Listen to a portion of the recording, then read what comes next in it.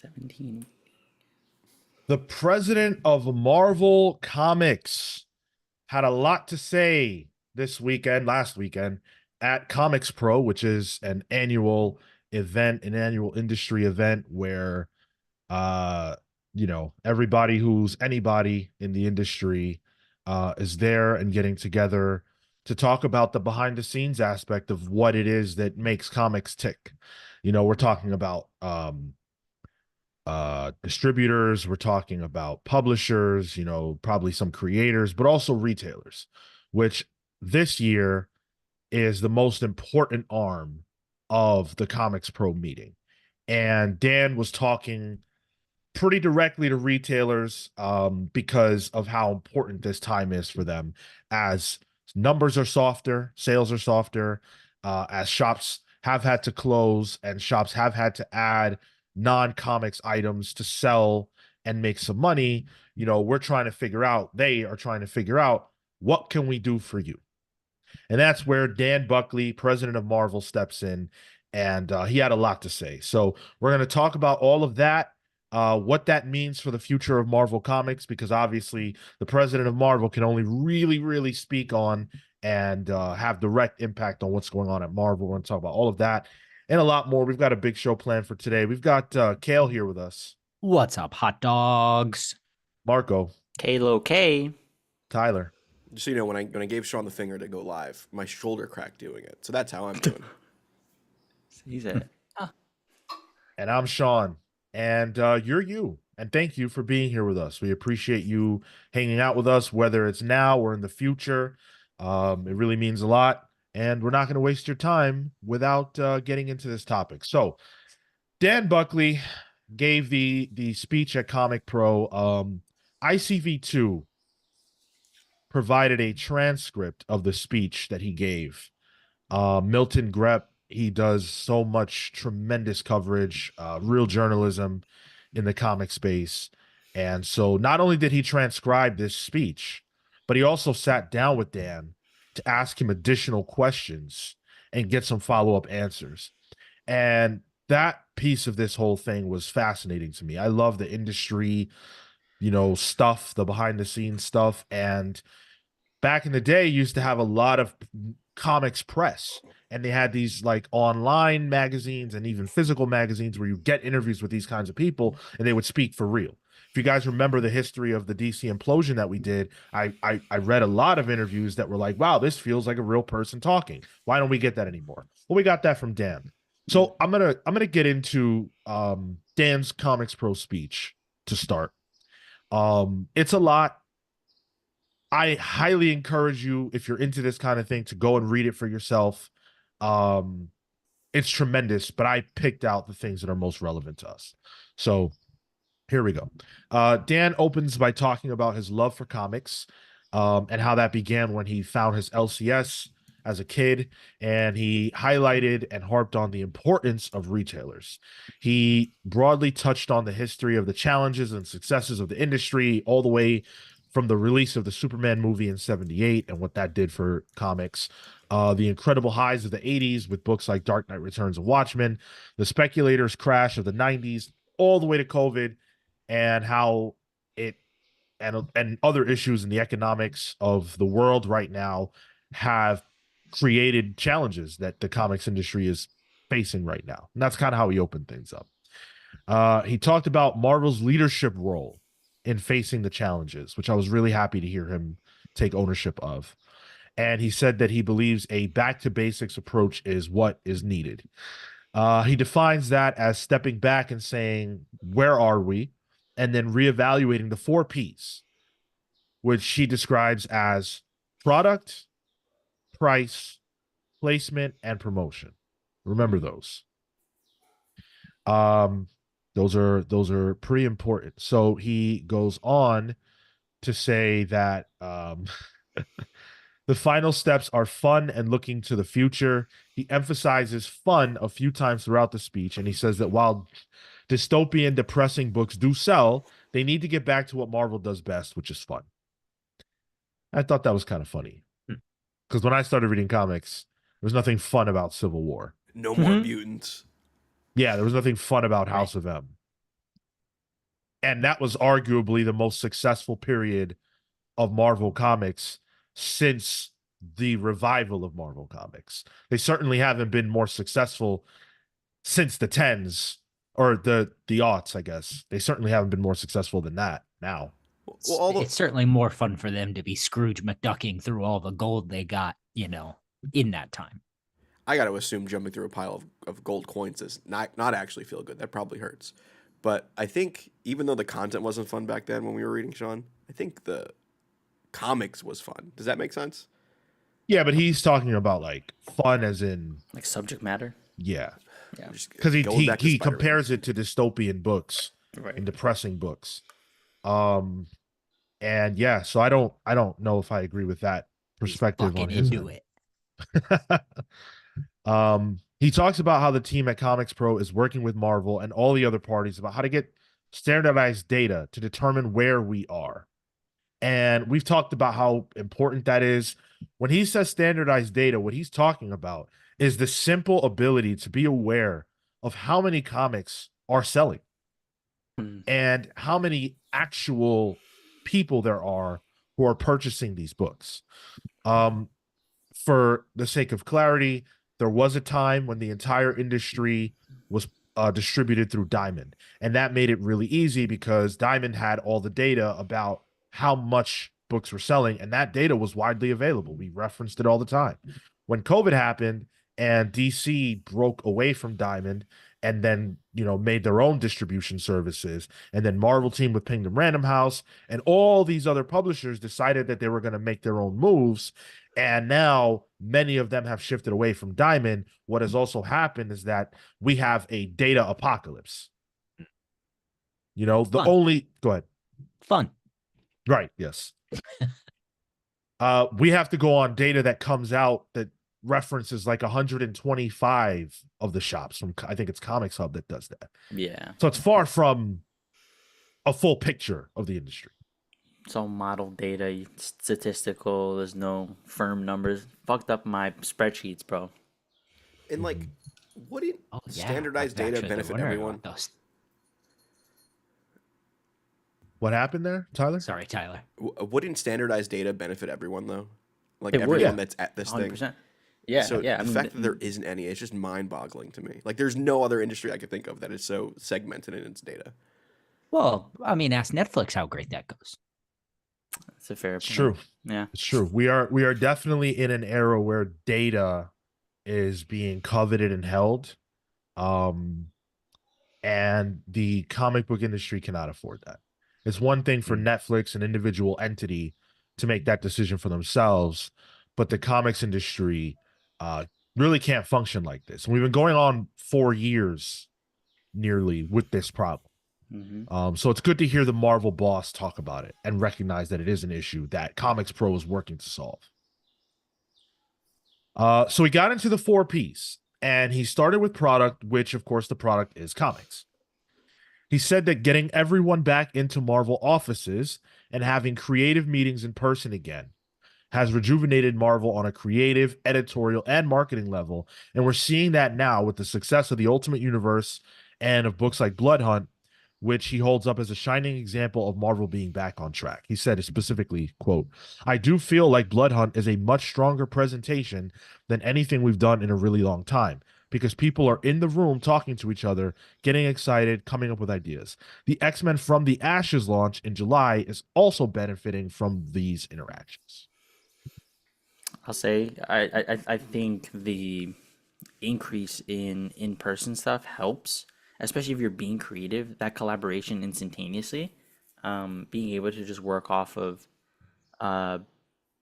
stuff like, I don't know, even like small social cues is helpful in person. It sucks that it's like, not that it's necessary, but that it's happening more and more, a mandate to go back to office. But I think there's some validity to it. Marco's like, get back in the office. I have to justify this rent. I mean, it's helpful, dude, to be able to just turn over to somebody and have a conversation instead of like, I don't know, pinging people. I think in certain aspects, yeah, especially in a creative thing, like writers' rooms exist. It's called a writer's room for a reason. So I can understand it in some creative aspects. So if there's a a blood hunt room, which probably doesn't smell great from the way I described that, but if there's a room of the creators working on that and you know, brainstorming things, I mean, like when we read it, we were kind of like, this feels different than the last couple things, and like it was like something we couldn't even fully explain, or at least I couldn't. But it had like a different feel to it. So interesting. Yeah, I'm with Marco in that. I think, especially when you're talking about this kind of thing, you gotta be with each other, by each other as often as possible to just be able to say, hey, what about this crazy idea? You know, and Marvel's a big beast. So if Jed McKay has an idea and, you know, it's gotta, you gotta nail it down, you gotta be able to sell it quick, being able to just walk over to marketing and say, hey, here's the idea. Your editor being right in the other office and being able to say, here, what do you think about this? I just think all that stuff helps. And, you know, apparently Buckley feels the same, although it's not a surprise that the boss would say, hey, getting back in office has really helped us. Of course. Then he moved on to another P. He talked about pricing. He said, we know that pricing is an area we need to adjust to fit your needs. We want to make it consistent for you and your customers. The bulk of the line will be $3.99 with new number ones and 8 to 10 core titles with top talent and top characters being priced at $4.99. There will be exceptions for event books, one-shots, and anniversary books, but you will also see a more consistent pricing approach to these offerings too. Bulk of the line. Bulk of the line. There's something there. Bulk of the line. Hold the line. Hold the line at the $3.99. Hold the line. Hold the. That's not what I'm getting at. Sound broken, Cale. I'm working it out, you know. So, you're not the only one working it out, because of course the incredible Rich Johnson over at Bleeding Cool also decided to work out the price points of the currently solicited Marvel comics in July, which is the furthest out that we have solicitations for, just to see if Dan's comments about Marvel's pricing in the future pass the fact check. Well, test. I'll let you guys decide. So this is what Rich broke out.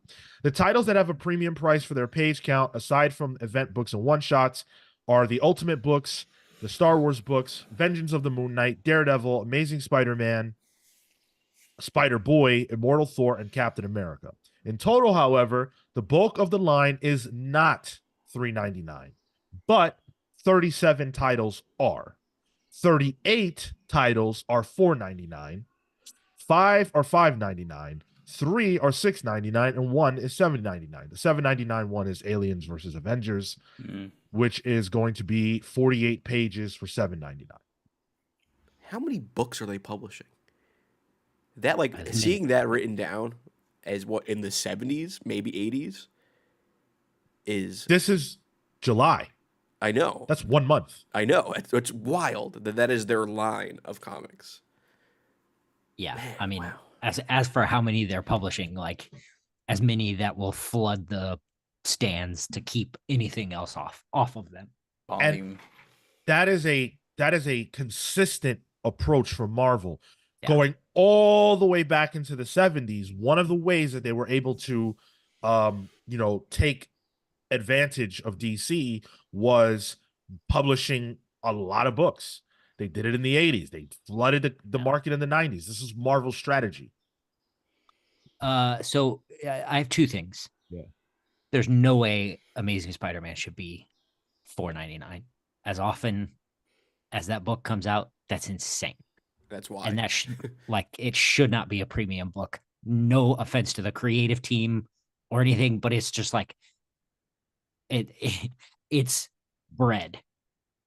You know what I mean? Like, but it's like sourdough bread. It's, it's their flagship title. No. This is white bread you make a PB&J on. It's the stuff it's the corner of the house that Marvel built, right? It's the cornerstone. You go to the store, you're picking up a Spider. It's you can look at it two ways, because on the other hand, you could say that Marvel is putting all their eggs in a spider basket in a sense to where Spider-Man sales make it possible for I can't think of a book like that. Remember the Hellcat book that came out a few years Yeah. ago that you guys really liked? Patsy That Walker. book Yeah, Patsy probably Walker, didn't okay. sell tremendous. I don't Yeah. know the sales. I'm not trying to come at it, but just the fact that that's Hellcat, right? That book being publishable happens because of Spider-Man. I'm not pulling this out of my ass. We know that for a fact at DC with Batman. Batman's sales make it possible for us to get books like Fire and Ice that DC already knows is not going to sell tremendous, but people want it and they want to try different stuff out. Yeah. So this is a tactic that the big two try. So because of that, I think Spider-Man's price point is acceptable because it's going to sell. And then you have, because of that, like books can become hits. Right. Like they Poison can, Ivy. they can I make, think of, they can try things. I think Moon Knight. I mean, the show helped, but like this is the longest I've seen Moon Knight being concurrently published since I've read comics. Poison Ivy. Poison Ivy is a big hit, like in the sense that people really enjoy it. But does a Poison Ivy book get a chance? Yeah. If Batman isn't the seller that it is, right? Sure. Good to see Comics Are Dope in the chat. BJ Yo. says, so all the books we want to read are $4.99 plus. See, that's what it feels like. Yep. So yeah, the thing I want to tag onto that is he saying this as Dan saying this as this is what we're doing going forward and it hasn't been enacted yet? I interpreted it as the plan going forward. So like the stuff in July couldn't be that price because it's already solicited, it's already out there. Well, This stuff. He says the bulk of the line will be the $3.99 with the new number one. So this seems like the reshuffling moving forward.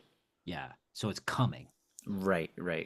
But the majority of that will be the $3.99 with a few of the titles there $4.99, and then as Sean explained.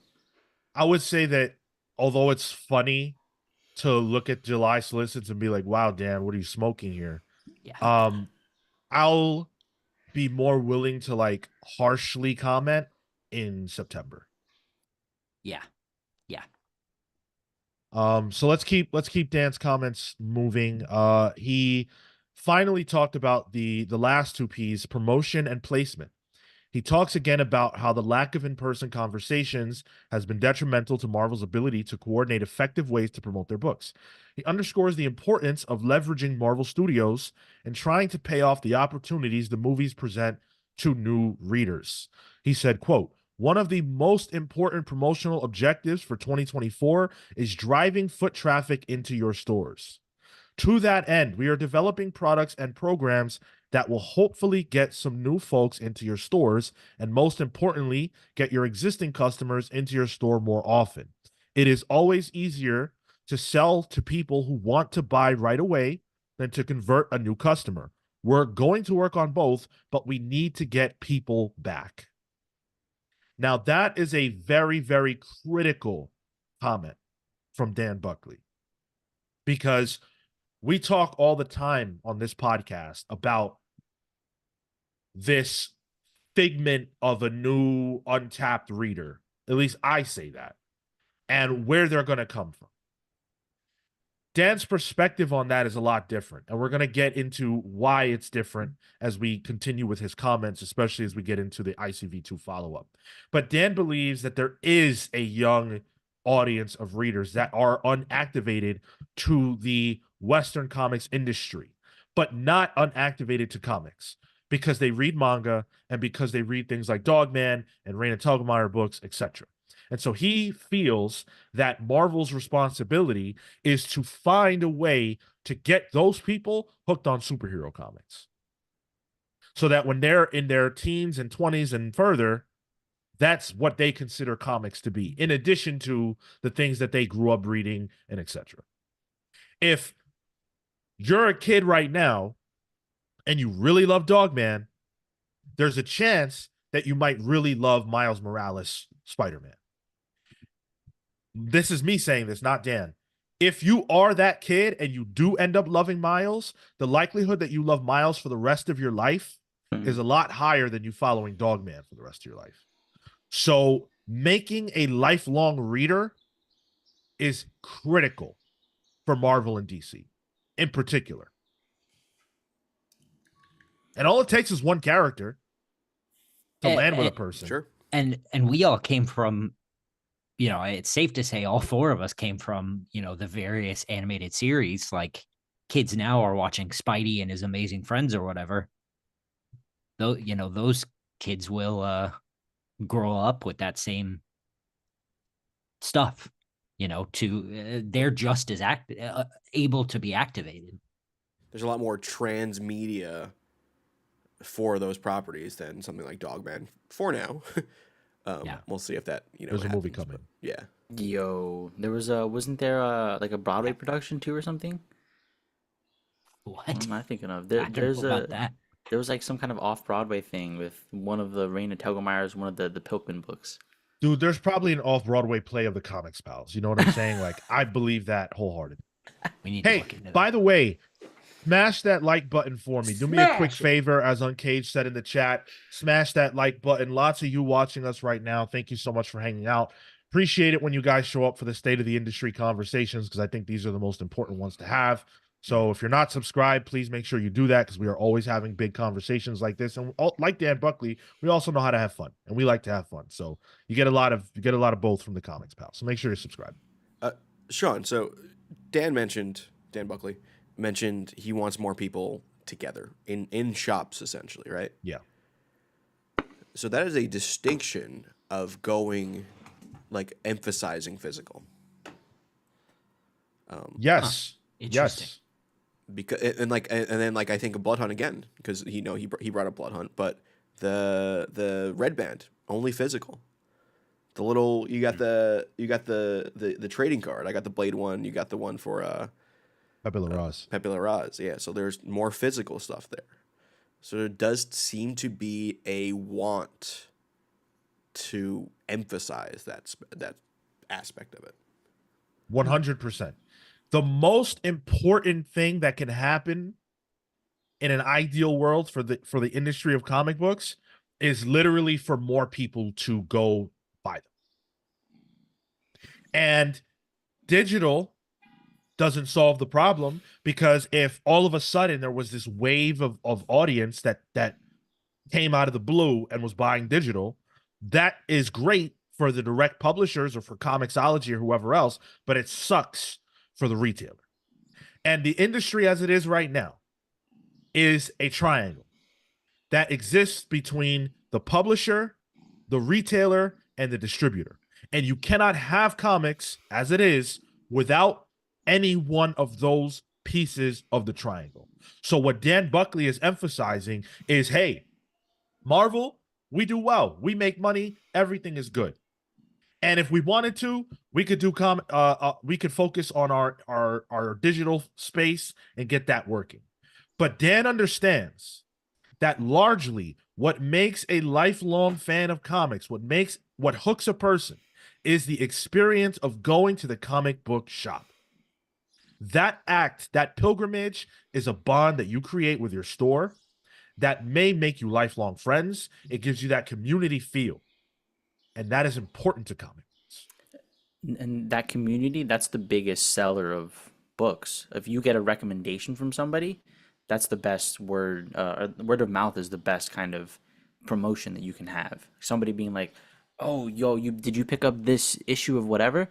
It's like, "No, should I?" It's like, "Yo, it has this. This is the writer. I don't want to spoil it for you. You should just do it." That's how that happens, right? You don't have that kind of interaction.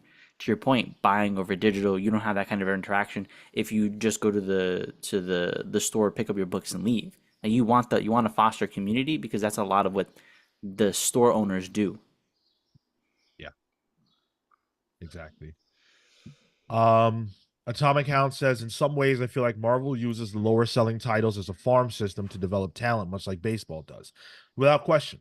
And they've been doing that, and DC does that too. They've been doing that since I started reading comics, at the very least. I remember the times when you would have, I want to say, like, man. You guys would probably be able to think of an example of this, but Ed Brubaker, I think, had Matt Fraction under him at a certain point. Iron Fist, yeah. And then Kelly Thompson was under Kelly Sue DeConnick on Captain Marvel, I want to say. And so it's almost like an apprenticeship where, and this was more common in the past, but it's almost like an apprenticeship where the top dog writer is sort of bringing you up. My God, the best example I can think of, James Tynion, was Scott Snyder's understudy. That was his absolutely. apprentice. It was Batman Absolutely. Eternal, right? That he Yeah. really kind of started shining. Yeah. Yeah. And he was his teacher in school. Mhm. And now Tynan's like the biggest writer in comics. So yeah, Town, you're absolutely correct about that. All right. So also, Dan said he closed his address by talking about the industry, how the industry is experiencing lots of growth among younger readers with manga and OGNs, and that while that doesn't help shops today, those young people are the ones Marvel would like to capture the attention of. So that goes back to what I was saying before about how Dan recognizes that what the rest of the industry is doing outside of like the Western comics, thing, when you get into Kickstarter, when you get into young reader books, all of those things are creating potential readers that Marvel needs to grab in. But those people don't go to comic book shops. What reason would you have to go to a comic book shop if all the books you read come from Kickstarter, original graphic novels you buy on Barnes & Noble or Amazon, and manga, which you can get wherever it is that you get it, or you're a kid and you get Dogman. Your dad doesn't have to take you to Midtown Comics to get your Dogman. Well, he makes that distinction where he's like, the optimism has been burnished by the recent explosion, but those products are not primarily sold in your shops. They don't buy those things. So even if they were to go to the shop for it, let's say they were looking for it and like, oh, this comic book shop, surely they'll have this kind of comic in stock. They don't, because they're not ready for that audience.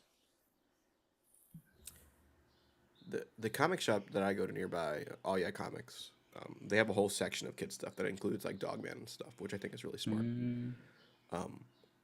But the inverse is if they're shopping at like a Barnes and Noble, they don't sell floppies anymore, from what I remember. So it's like the access is limited to kind of transfer them over.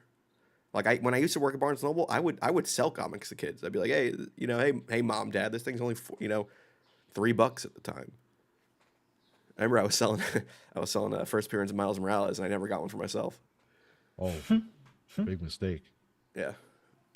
Owen Harrison asks, do you think comics should do what manga does with anime, make faithful animated shows that last a few seasons to create new readers and buyers? Well, Owen, I'll say this. X-Men 97 has done more for the X-Men than any movie that has come out arguably since the first X-Men movie, and any comic book that has come out other than House and Powers. And actually, that's not true. It did more for the X-Men than House and Powers. So, and if you watch X-Men 97 and you are initiated into X-Men comics, what you will notice is that a large majority of the stories are pulling from the last 30 years of X-Men storytelling in the comics.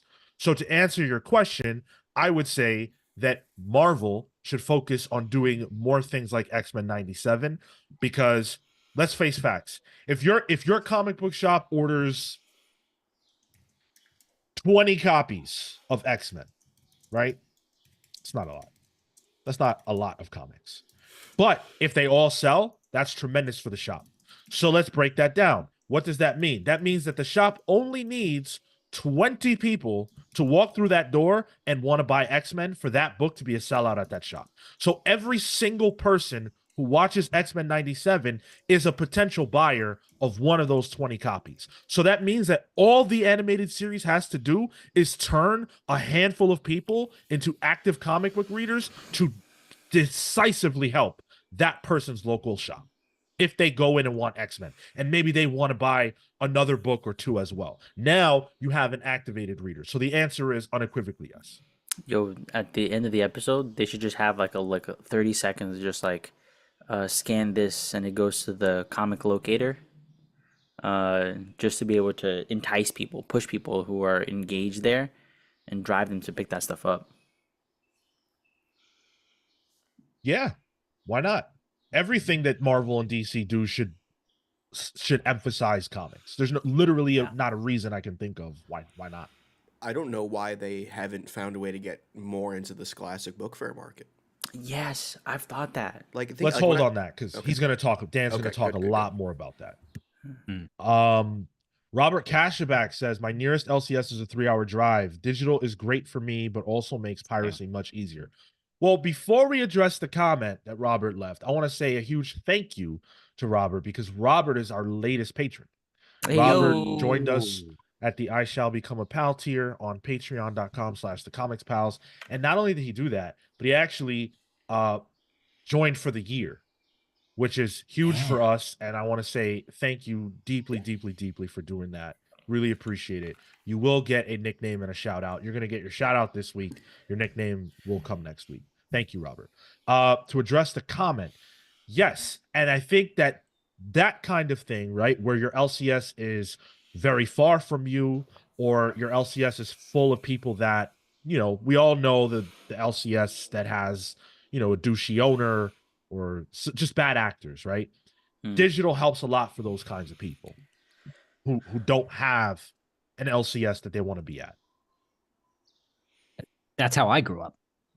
I had a store that sold comics, but it wasn't, you know, it was the video store. It wasn't a comic shop.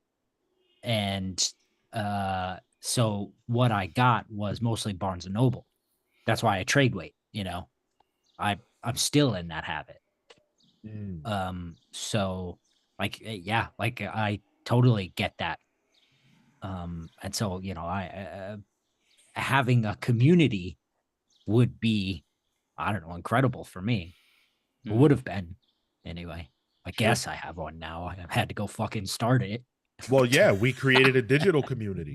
Of course, Yeah. absolutely. So Robert, open up a comic book shop is I think what we got at here. That'd be great. We need Listen, more of them. If you want to take your thing back and, you know, use it to open up a comic, but to be honest, that would be better. And also, going back to what Owen had said, you know, what is going to hook a kid more? Live action movie or an animated series or a television, you know, an animated show or an animated movie or something like that. I think if you're targeting young people, look at what it is that they engage with. They're not going to watch Batman versus Superman or, you know, any of this type of thing. Because like it or not, like these films aren't marketed for kids. Yeah, they never really have been. They're action movies. They're not.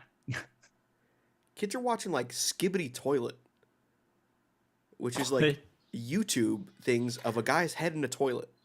And it's just music. It's all like really weird YouTube stuff. And I think that's a different parenting problem that should be addressed on the parenting pals. That's, you know, that's a different thing. But YouTube as a space where kids operate, YouTube Kids is huge. That's an area where you can foster familiarity and some kind of awareness for the product, and then push them down to ideally, like, you surround them with that content, with cartoons, with little spin-off things here and there to get it in their heads. I want to tackle a comment from Brian, and then I want to push the conversation forward. By the way, thank you to the 50 plus, nearly 60 of you that are with us live right now. That really helps me today. So thank you for being here with me. Brian says, I don't understand why whenever a hot property drops in film or television, the comics that one would logically buy as a fan of that property are a mess. X-Men is hot right now because of 97, and the line is a total flaming dumpster. So that's hilarious because it feels like it's often true in one sense or another. So let's go all the way back to The Dark Knight, okay? That movie releases in 2008. What is happening in the comics when The Dark Knight releases? Batman is dying. Batman is dead. Batman RIP. Now, that was a deliberate strategy And Yeah. Marvel does the same thing. They killed Doctor Strange in the comics around when Doctor Strange 2 was coming out. And the reason that they do this is because they want to have a major storyline that character is involved in, that is on trade shelves, that then leads into a new #1 that they can sell you. So Doctor Strange is dead. Multiverse of Madness comes out. Doctor Strange #1 comes out. If you like the movie and you went and bought the Death of Doctor Strange trade, then maybe you'll go and buy the new #1. I think that's ass backwards, but it is what they do. And as far as the X-Men being a dumpster fire right now, this is one of the exact problems that I have with the whole thing. Because in my opinion, Marvel simply didn't know that X-Men 97 was going to be as big as it is. And they should have been ready. I personally believe if you were going to end the Krakoan era, it should have been over already. They took too long. Jonathan Hickman was right. They took too long. Yep. Well, Yep. the right hand doesn't know what the left hand's doing a lot of the times. Yep. And the body isn't controlling the hands. But I think that's also sort of the problem, going back to the manga anime adaptation problem, is that's a straight pipeline. Right. Like often manga gets even a whiff of success and they're pumping it out. And there's simply no reasonable way to get that stuff out. But it feels like there's a hesitation to reproducing some of those arcs in their totality for TV. Like a lot of the times the shows will deviate and do their own thing for the sake of a level of newness versus committing to pretty much verbatim what gets put on from the panels onto screen. Like there's a lot of arcs and runs that you could adapt that could go issue by issue because they're that good. You have the space for it. I think at some point you run out because you catch up, and you can only catch up with the books so far. Well, the thing is that a lot of what gets pulled from to make these animated series or whatever, even the movies and television shows, is remixed material from 30 years ago and earlier. Yeah. So when you watch X-Men 97, I would say the bulk of the material is pulling from Chris Claremont's run on X-Men. At this moment in time, that is nearly 40 years ago. Some of that stuff won't play verbatim. And I think remixing it with Bo DeMayo and the creative team's modern sensibilities to make it play for young adults today is the right move. And then it also opens the space for someone to say, that scene where all the X-Men were dressed up in dresses and gowns and outfits and they get attacked by Sentinels, that was insane. Is that in the comics? Oh shit, the Hellfire Gala? What's that? Let me go read it. That'd be cool. But that happens. Go on Twitter and look at the response that people are having to some of these things that are happening in X-Men 97 and how they're going back and becoming archaeologists. These are people that some of them don't even read comics. I mean, I still do that. Like I did that with Transformers. Yeah. It is an inherent want for more. All right.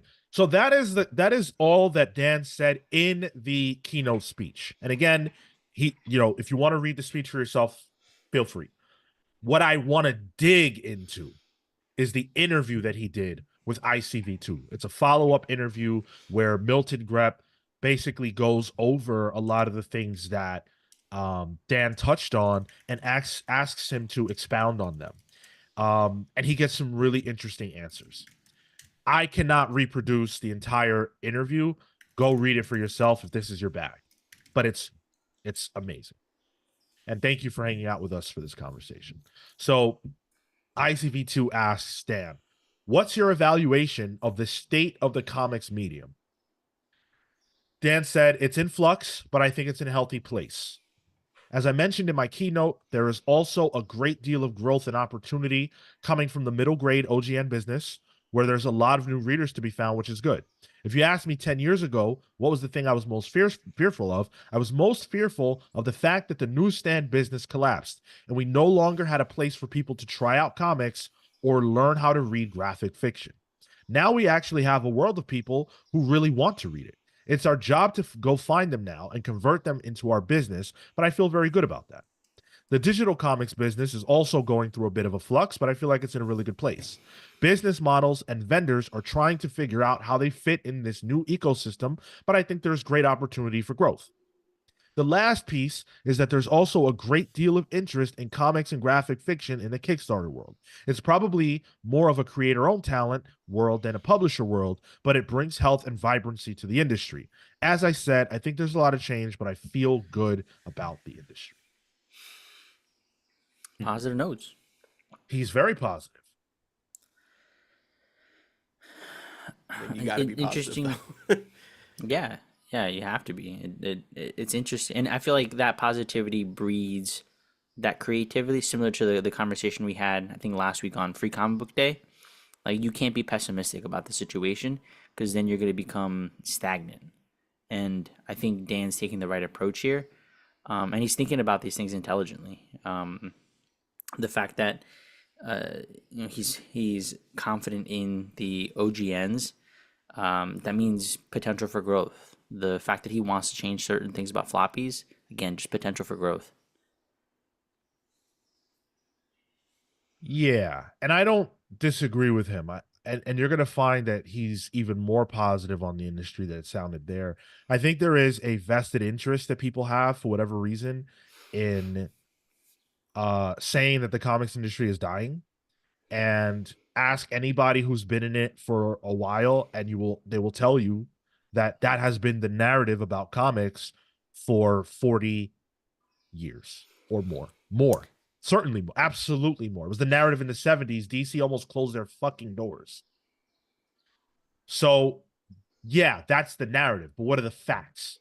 The facts are that there are people who are buying Dogman in the millions. That's a fact. And if you're a comic book publisher, you got to look at that and say, okay, well, what's the conversion rate? How can we turn those people over on us? How can we get them in shops? He makes a distinction as well of the Kickstarter world. Like, he understands that is its own bubble of accessibility. And just off the back of that, right, he mentioned it's probably more of a creator-owned talent world than a publisher world. But to me, that reads, what if I grab a name? Where previously the names, you build up your name by going to Marvel or DC. Now it's like, actually, what if I build the name of, or grab a name from the Webtoon audience, from the Kickstarter world, because that comes with a built-in audience of people that I can sort of attach my wagon to. And Marvel's done that with like fiction writers and novel writers. Yeah, Victor and Labal. even his awareness of Kickstarter and Webtoon and all that, like that already speaks volumes. Right.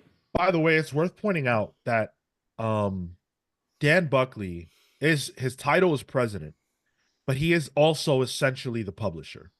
And so, because I forget who the publisher was before, but I think that title got like basically attached to Buckley at this point, even though he doesn't have that title specifically.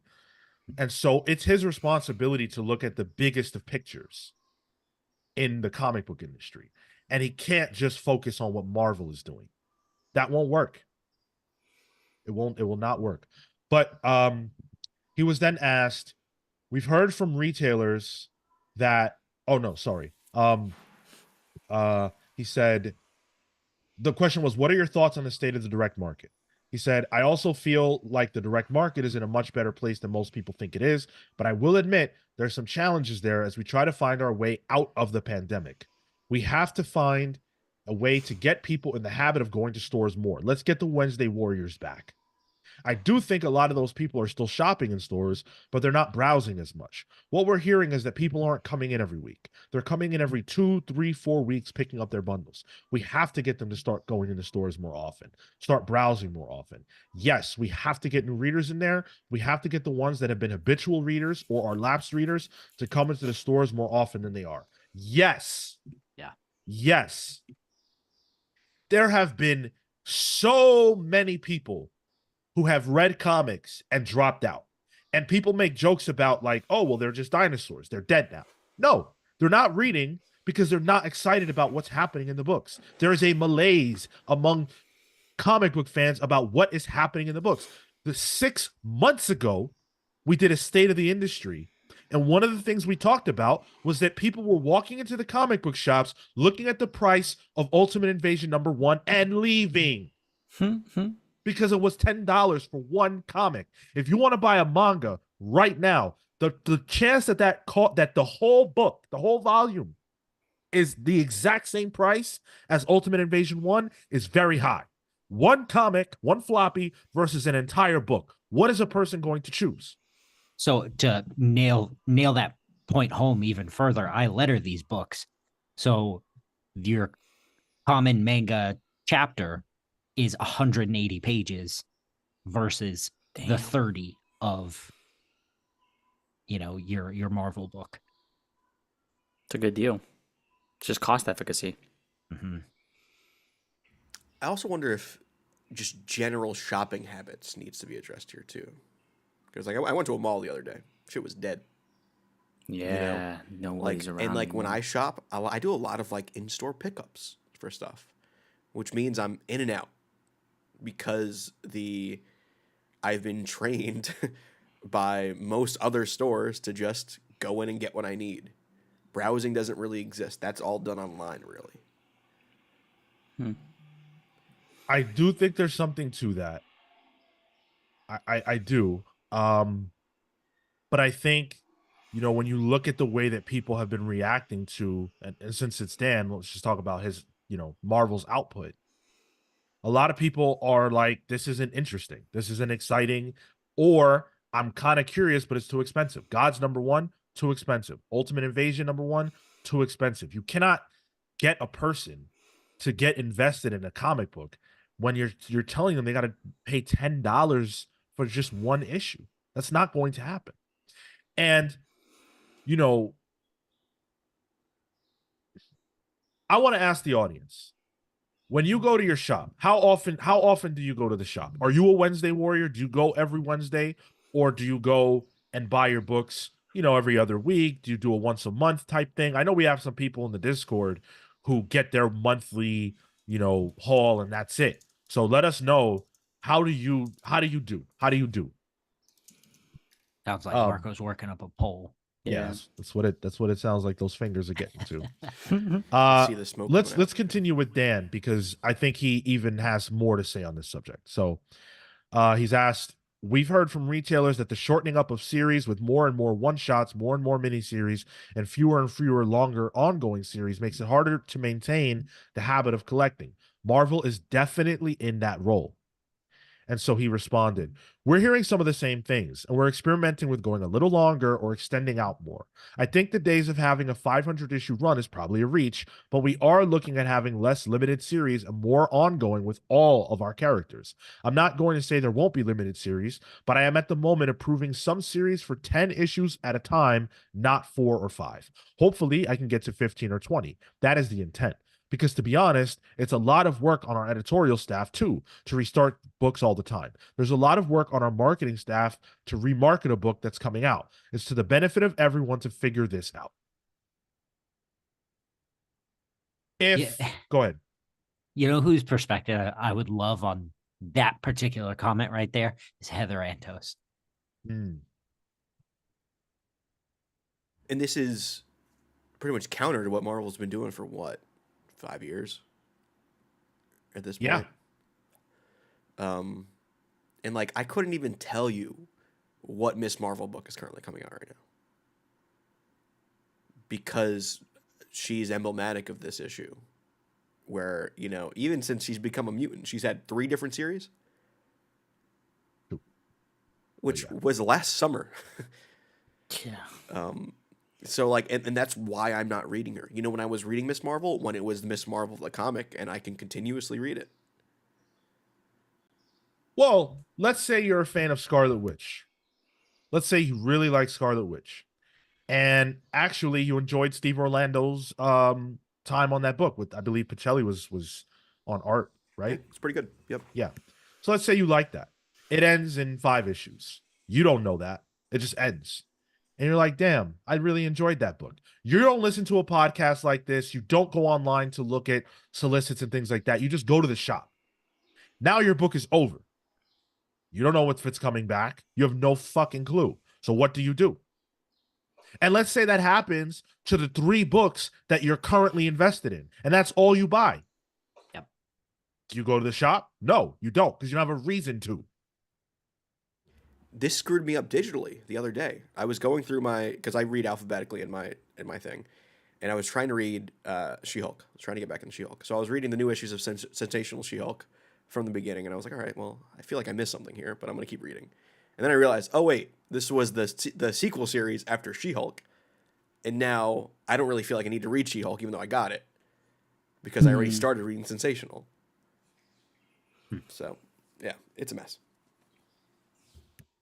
See a lot of Wednesdays, but I also see some once a month. I see some, it's all over the map. And, people do things how they have to. And obviously everybody's life circumstances are different. And that's going to necessitate a different cadence of going to your shop.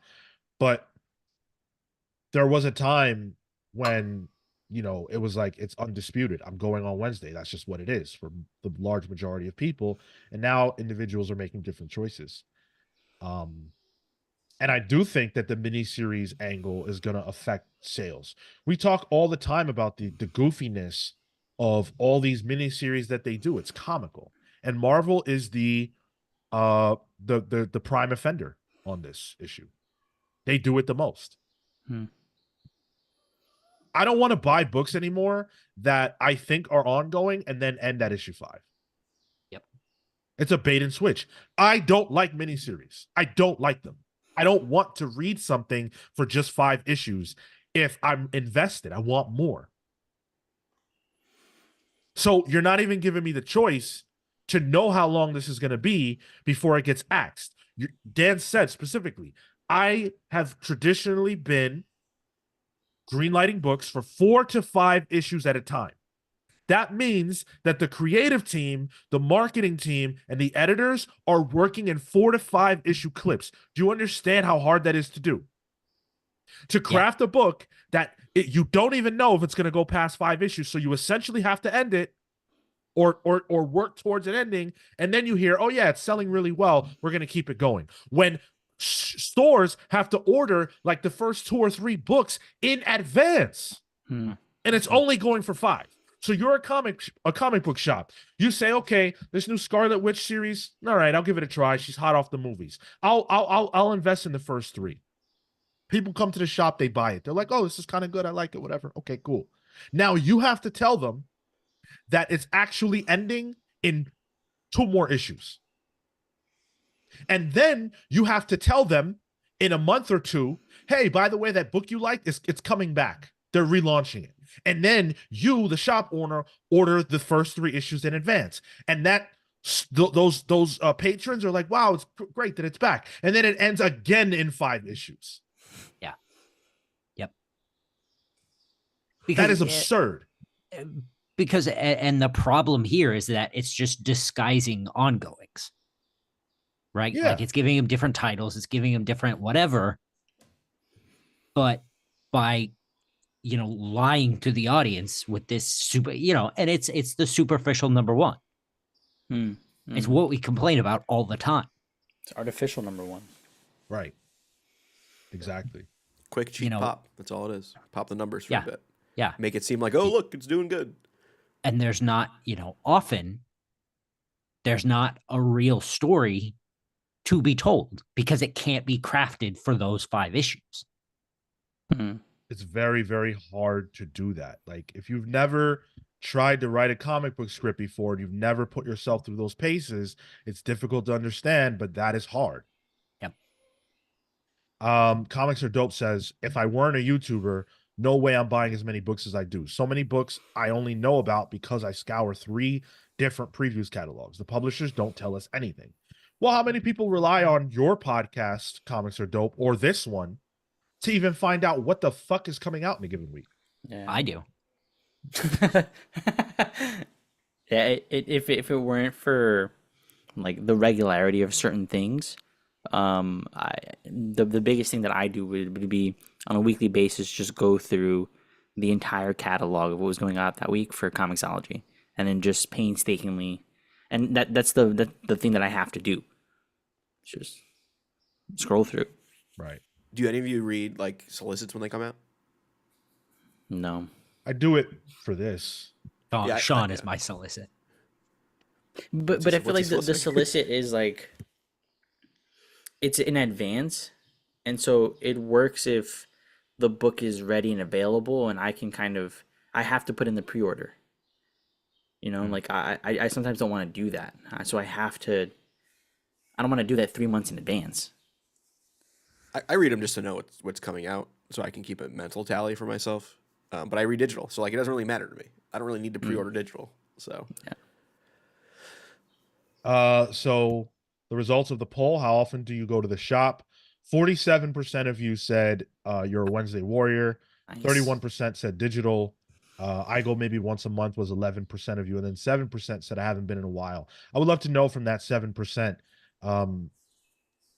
So you're just not reading comics, or are you reading them another way, or what are you doing? I would love to know that. All right. So follow up, getting into the middle grade and the young readers portion. Dan was asked, you mentioned the middle grade market as a growing area, and Marvel has taken a little different strategy over the last few years, which is to do more licensing of your properties to other publishers that are already strong in that market. Why did you choose that path rather than trying to publish the material for younger readers yourself? The answer he gives to this is some incredible insight to the way that Marvel works. And you rarely hear things like this. And it's so, I'll read it. You guys, you'll understand. He says, I will admit we tried for a couple years, but there's a couple different things that really played into it. One, I've got a great editorial staff. I've got a great sales team. They've done great work over the years. They're great at telling stories in our core ecosystem of the direct market. Asking them to do stories that work a little bit differently and target different demographics was a bit unfair to them, and I think was confusing the system within my own group. The other thing is that I thought it was important to work with partners that have the best distribution channels to get to those readers. I could have made perfect product, but then I would have to figure out how to get to those readers to show up in stores. What I need to do first is to figure out how to make that product intelligently, getting kids connected to our characters of that age group, and get product in their hands. Hopefully, we'll work with our partners to make that product available in our hobby shops. It's not my decision completely, but we are going to work on that. What I thought was more important was to learn stuff from other publishers who have great success selling this type of product to that age group, and we've been really happy with the results, and we're learning a lot. Licensing is not just a business revenue approach. It is a strategy to figure out the best way to do things that you are not an expert at. We've been Brilliant. harping on that for years. Like that Marvel has access to other, like it doesn't have to be published by Marvel for it to be a book. It's all about getting the character and the idea out there. There are Marvel comics that are not published by Marvel. Yeah. Those Scholastic ones, the Miles Morales one that sells like crazy. Yep. Not published by Marvel. Is that Penguin, I think? I don't know who publishes it, but yeah. Scholastic, is it not? It's interesting his mention here. I've got a great editorial staff. I've got a great sales team. They're great at telling stories in our core ecosystem of the direct market. So they're talented insofar as they can tell stories about the superheroes that they write about, that they edit for. I find that like a little odd. A particular age range. So would that mean then for him, in order to do so, would probably have to hire a different team? It comes down to a cost factor then. I have to pay other people who focus on a slightly different demographic in order to enter this market effectively. I read this as, we tried. We realized that for a variety of reasons, we don't know how to do this. We don't know how to connect to young people. We're not tapped in. That is not our audience. If we suddenly had to revamp this show and make it for kids, we wouldn't be able to do that. We don't know how to do a kids show. We do a show for adults, and we do a show for ourselves. It's the same concept. Marvel's staff, editorial, marketing, creative, are all trained to work in one way. And now you're asking them to make comics for kids or make comics for young readers, and they don't know how. So what Dan is saying, in my opinion, is we are taking this opportunity to learn and soak up everything we can so that when it's time for us to take the reins over in this market, our staff now understands how to do it because we learned from people who do it. I wonder if this in the future changes editorial strategy, because editorial traditionally for Marvel has been kind of silos of, you got the Avengers editor, you got your Spider-Man and Spider-Books editor, you got your X-Men editor. I wonder if it could eventually become age group editors that are specialized in marketing books to particular groups of people rather than the actual content of the books itself. Well, I mean, that's what manga is. That's how they do it. They work off of age groups. I think it'd be different in a company, though. Right. What do you mean? Well, they don't have to deal with, telling different. Yeah, Marvel is interested in superheroes, right? Your superhero colon other genre, right? Primarily it's superhero in column A. Manga is all over the board in various different genres and various different storytelling methods. Superheroes are their bread and butter. They they would focus more on the characters, similar to like they do now. But what I think they would probably do is they would make a middle grade office, that would liaise with the other character office. Yeah, that's what like a company like Scholastic does. They have, Yeah. so I've looked at it at applications and stuff for editors. It's by groups of age ranges and stuff, which then work with other parts of the company. I like this question from Comics Are Dope.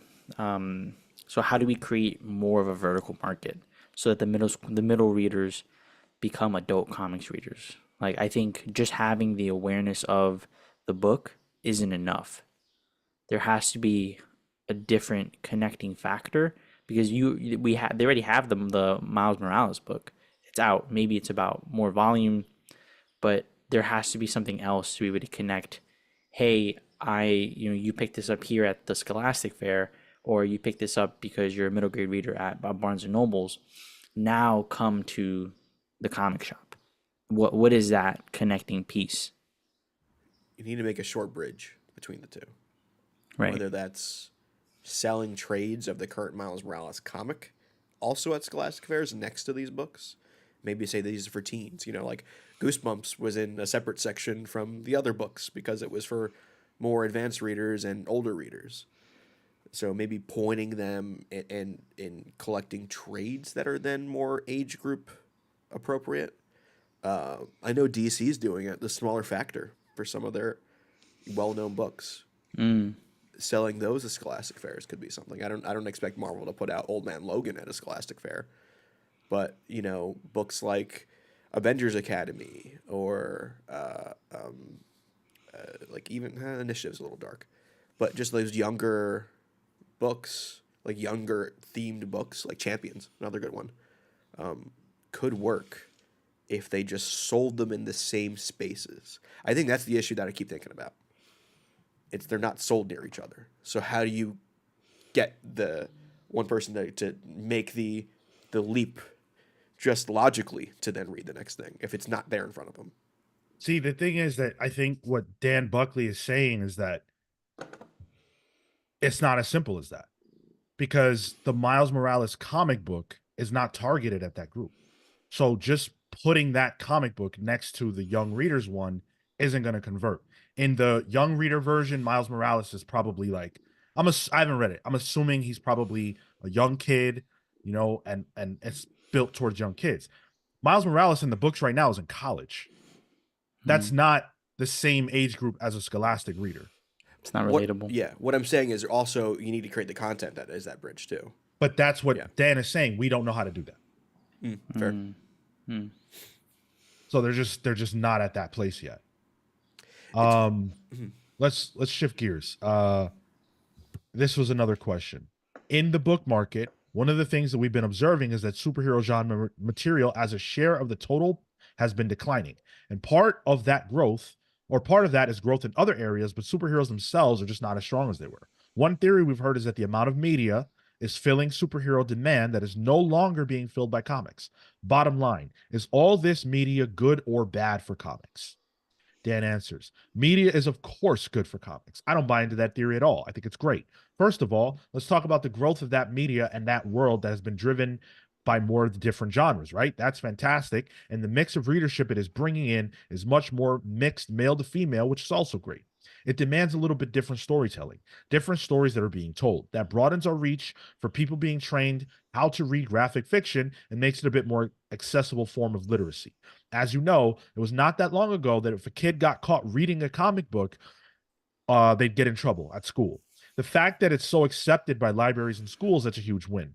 The question you asked me previously has to do a lot with why superhero graphic fiction wasn't growing as rapidly or holding as much market share as those in those age groups.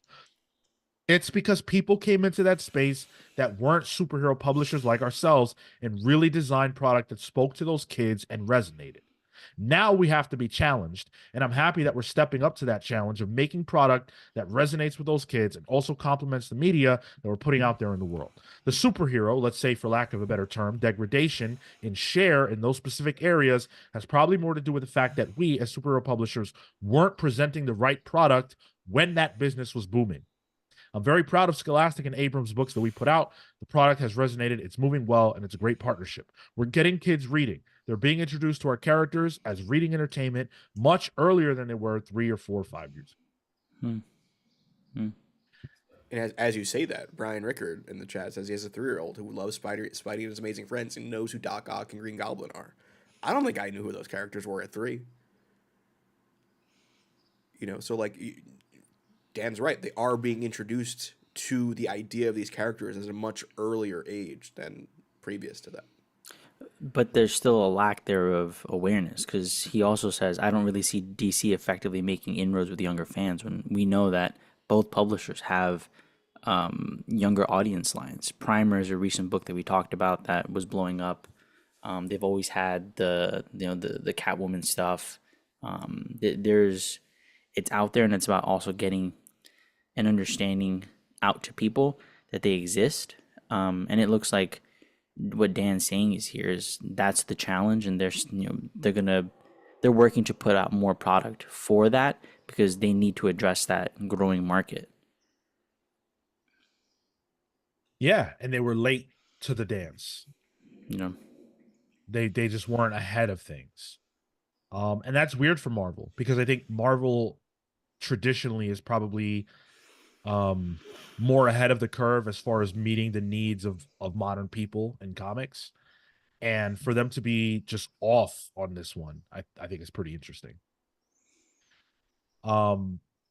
This is something that I've thought about a lot, though. The idea that superhero media across the board is making it so that comics matter less.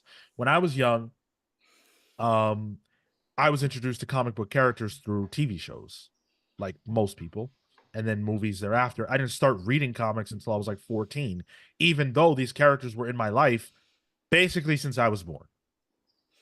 So even me, someone who would go on to be turned into a lifelong fan, it took me a decade to actually start reading comics.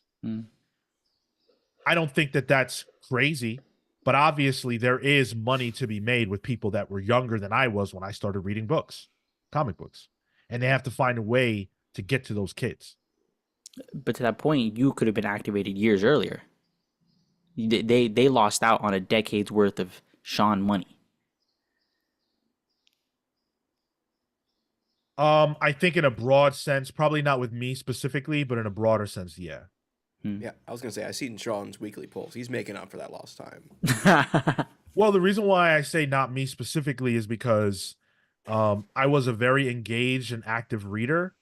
I just didn't think about, well, okay, so maybe me, because I didn't think about comic book characters as something to read about. I thought about them as something to watch. If this gets addressed, those people, convert. Yeah. Robert points out in the chat, one problem is that adults just aren't reading anything, let alone comics. Most of his adult male friends haven't voluntarily read a book since graduating. Readership's down just Yeah, across. that's true So. too. See, I mean, even like just reading in general, I feel I have a lot more friends that listen to audiobooks than read actual books. But I'll grant that. Like that counts. You're doing more than not. I agree, but then the tool set is completely lost for comics. You can't have an audio comic book. I'm sorry. I see what you mean. Yeah, that's impossible. Strictly visual medium. And I think that what that does is it just underscores the fact that there is a mountain of competition. And the competition is not DC. It's not Image. It's not Boom necessarily. Nobody that publishes comics within the ecosystem of the industry is ever going to top Marvel unless Marvel just doesn't exist. Their competition is outside of the industry. It's with people's attention spans. It's with Netflix. It's with television shows. It's with all these other factors. And so Marvel has to fight two wars. They have to be in every one of those battleground spaces, but they also have to center comics and get people to go to that because Marvel Comics, bread and butter, is that. Dan Buckley's war is on that home front. He doesn't have a say in what happens at Marvel Studios. That's not his fight, but it is Marvel's fight. So he has to bring new readers in when he has no control over the things that they see outside of the books. And not only just time, but money as well. Like I think about the cost value for a comic compared to a movie. A movie I can get, 2 hours out of, $15 ticket around here. I can read a comic in less than 10 minutes. And that's a third of what the movie ticket cost. So time, investment for money, that is something people probably factor in too. Yeah. We got a couple more question answers I want to go through before we wrap this piece of the show up. So Dan was asked, you talked in your keynote about using the power of Marvel Studios to expand the business in comic stores. Back in 2014, you talked about how you were trying to build heat around a character for a year or 2 years in advance of the release of a movie, and then you wanted to have the right backlist in print. Has that changed, or what's your current strategy? He answered, the broad-based approach from the standpoint of product offerings and how to complement what Marvel Studios is doing that you just described, we most certainly are going to lean into that approach still. The bigger issue that happened in between the pandemic and the slate. The movie releases changed a lot for really good reasons, obviously, right? So it was harder to align because dates moved and we have published products in certain windows. We feel good about that realignment starting to hit for Deadpool and Wolverine. It may be not quite a year ahead, but we have good complementary sets of products, digital publishing programs, and print programs in place for this July.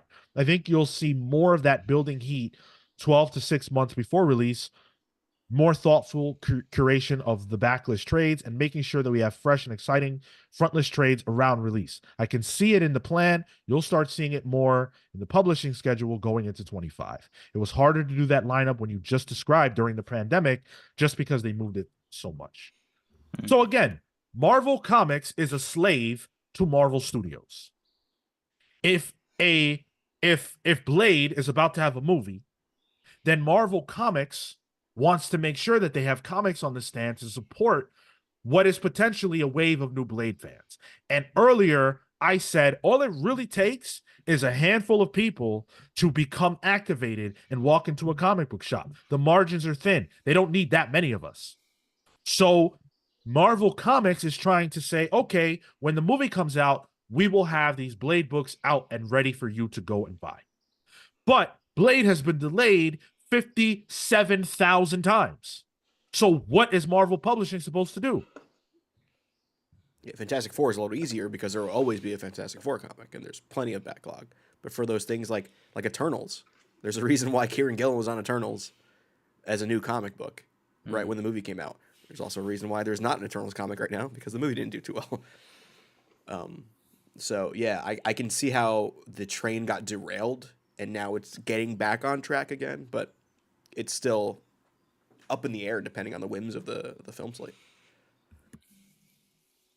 That's rough. I feel for him on that, but you know, it confirms a lot of what we've already known about the way that, you know, the comic to film pipeline and how that all goes. Yeah. It It's a also shame kind they of had to confirms. they had to put that El Muerto book on the shelf, man. That was gonna be a hit, bro. They don't care about the Sony stuff. It was gonna blow up, dude. You say that, but Madam Web was all over the place. And that shit was dumb. Yep. I like the movie. No, you didn't. Aggressively relaxing says money monsters need to get out of their own way and pay creative so scheduling actually works. Not in this capitalist society. Well, that's what he's saying. It sucks, but yeah. Well, there's also, I mean, I agree with that point, and I'm not going to discredit it, but there's also the pandemic, and there's also the way that impacted the film schedules and, you know, the alignment and things like that. Just being able to coordinate on any level was a challenge as people found a new normal. So I think that industries that move slow, like film, and comics move faster than film, but certainly they're still slow. Industries that move slowly are even still dealing with the impact. It's only recently that DC stopped publishing pieces of material that were supposed to be involved in 5G. Keep that in mind. 5G was conceived of like 5 or 6 years ago. I was still seeing 5G, what was it, Hershey bars in shops last November. They had the 5G characters promoted on Hershey bars. Like, you mean like the new Batman and Wonder Woman? Yeah, and stuff like yeah. I'm even talking about like for example, Batman versus Robin. That comic came out and it wasn't exactly the same as the idea that Dan Didio had, but Dan Didio had in his plans a Batman versus Robin event. That was years ago. Years and years ago. That DC still been publishing these ideas, and some of the art that was done got published that they don't like, has nothing to do with DC anymore because Dan's gone and they're not doing 5G, but they had all this material, so they had to put it out. All right, just a couple more. So Dan was asked another question on content. Over the past decade, Marvel has very successfully expanded the demographics of its audience. That has led to an overall growth in opportunity, which almost everybody regards as a positive. But there is the thought from some quarters that led to a decline in appeal for the old core audience of teen and young adult males. What are your thoughts on that? This is a huge question. Something that we talk about all the time. Does the expansion of demographic on the part of the big two, trying to reach out to more women, trying to get creators who are not necessarily in the binary of male or female and who are outside of that, people who are not from America, not from, you know, the West, people like Ram V, does bringing in creators and does making comics that are supposed to appeal to people other than the core audience the comics always had, does it take away from that core audience's ability to enjoy the books? Are they alienating their own audience? This was Dan's answer. I don't think the broadening of our audience had anything to do with if there was some degradation in our appeal with teen and young adult males. If we weren't making the right product to resonate with them out of the core publishing business, that was on our content plan, not on the broadening of our content and demographics. Our sales don't indicate that we have a huge problem. Obviously, the pandemic created a bunch of white noise. We have to continue to do a better job leveraging the demographic tentacles that have been created by the success of our games team and the studios team and Spidey and his amazing friends on Disney Junior. We continue to say, how do we take advantage of this reach to help feed the comic book business and grow and sustain that readership base? No, I don't buy that our broadening caused a decrease in readership. You can find a specific book to say maybe that story didn't resonate, but I don't buy that argument. I'm not sure how I feel about that. Because on one hand, I would not argue that diversifying is bad. I don't think that. But I also see that Miss Marvel who is arguably the most popular comic book character to be created since Miles Morales, can't keep a book on the stands. So if she's that popular, then what's the problem? The problem is that the people that that book is for aren't reading comics. They don't know about that book. They don't care about that. So who's it for?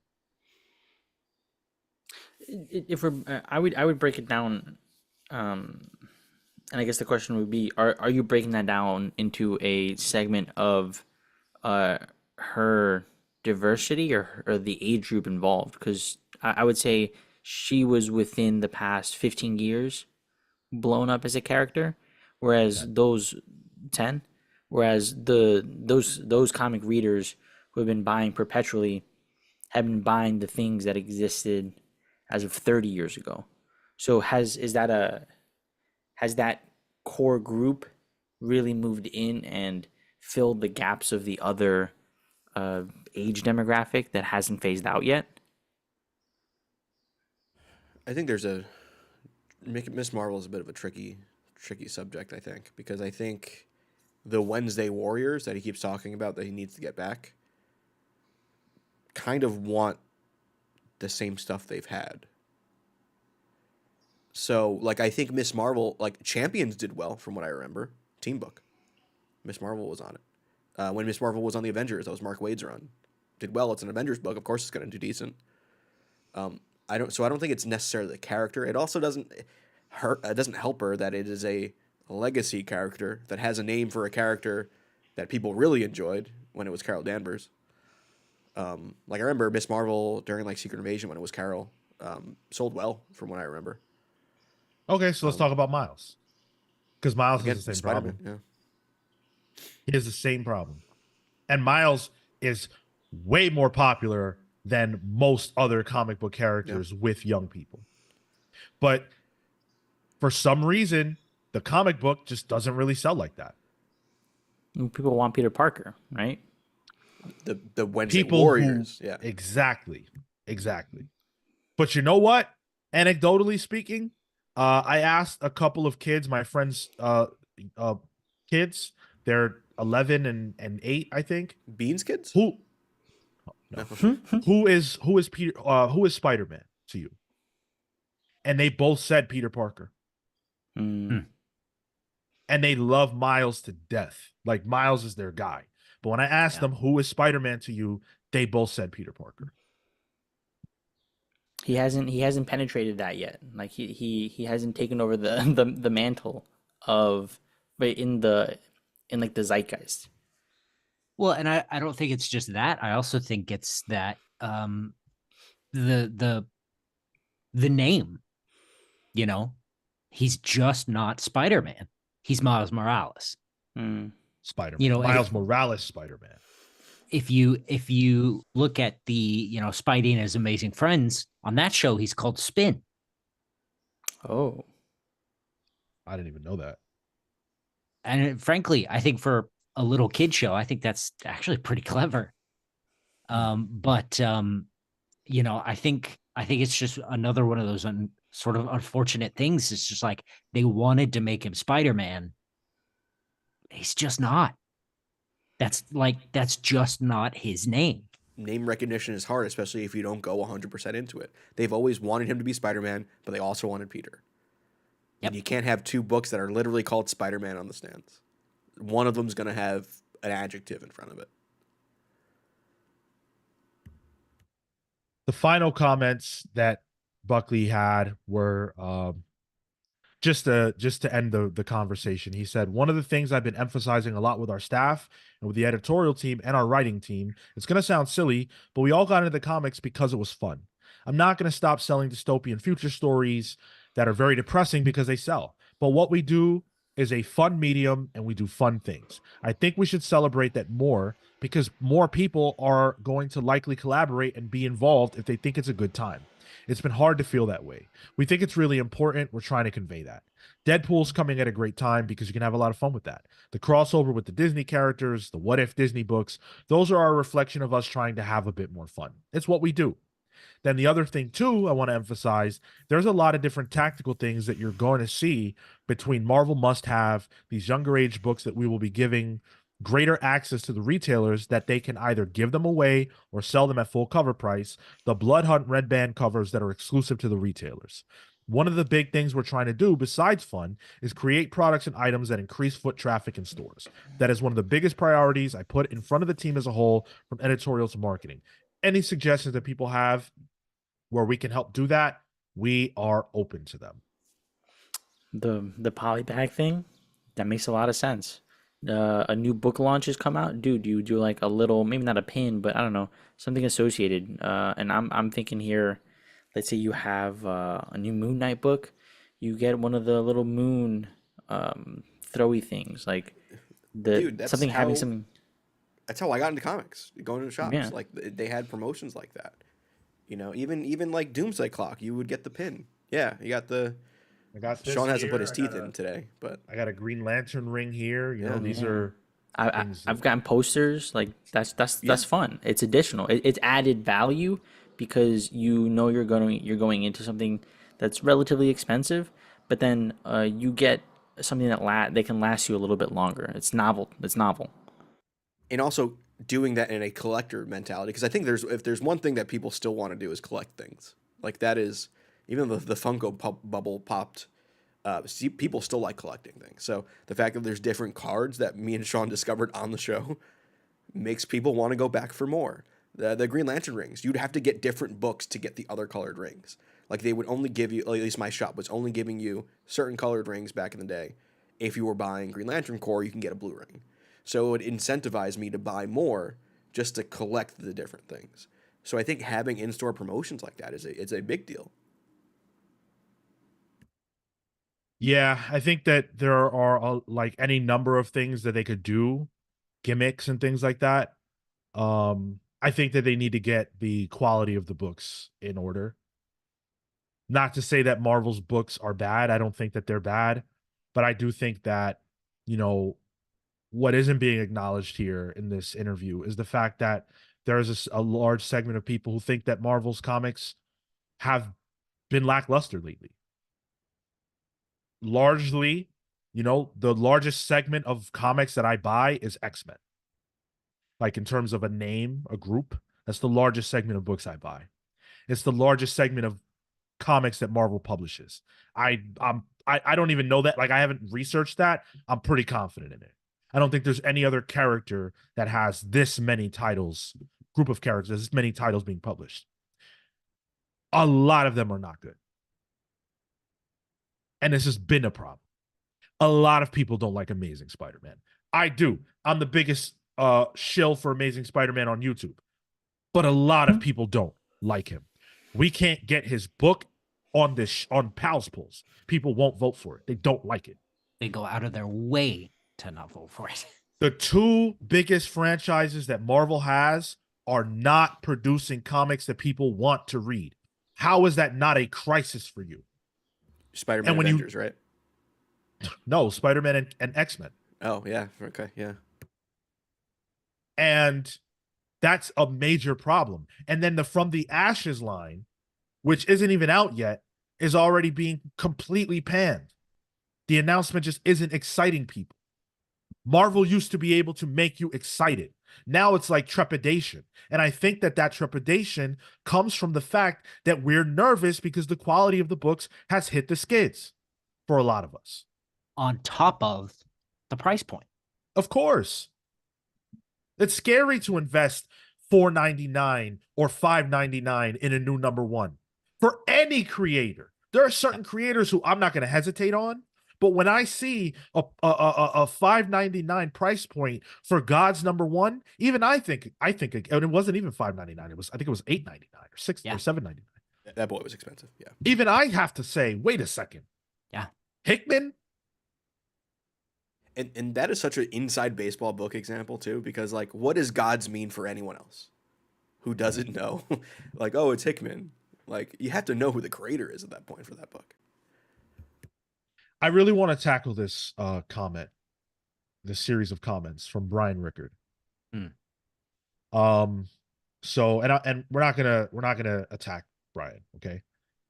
So Brian said, I don't want to be spicy here, but I genuinely wanted to get into Miles Morales comics and picked up Cody Ziegler's Miles book and was met with a bunch of political talking points that alienated me. So now I don't buy Miles. But if Cody Ziegler wasn't using Miles as a mouthpiece for his views, I would have it on my pull list. It's a beautiful looking book. He said, I mean, Peter Parker gets to be just a character doing stuff without the baggage of having to be a political mouthpiece. It's kind of garbage that Miles can't be allowed to be a human character.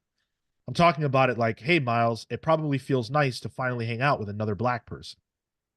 Like, what the fuck is that? Imagine someone saying, hey, Peter, bet it feels nice to be back around white people again. It's alienating for a huge portion of the audience.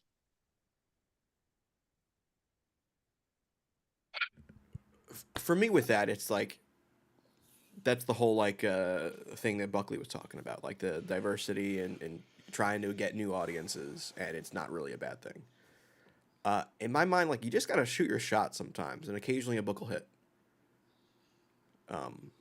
You miss 100% of the shots you don't make. Is that a Wayne Gretzky quote? You know, By Michael Scott, of By course. Michael Scott, yeah. But to be honest, like, that's how Mark Russell books feel Sure. to me. Yeah. You know? Mm. But it hits with me, you know? Right. Yeah. And I'd argue Peter Parker does have social commentary in his book. There's a reason why he's a down and out guy who's poor all the time. Sure. And I think certain creators, and I think you can certainly make the argument that Mark Russell is one of the better ones. There are certain creators who are able to make that work in the story. And I can't speak to the way Cody Ziegler's doing it, in Miles Morales. But if it is like what Brian is saying here, that's not, that's maybe hitting the nail on the head a little too hard, But as somebody who's Puerto Rican, I've lived in a place where there's only white people. So like when I met somebody who was like Puerto Rican, I was like, man, this feels good. I feel normal. Sure. Again. So like Sure. I can see that point of view a lot, and like something like that might resonate with me more. So I think it's like not every comic is going to be for you, and that's okay.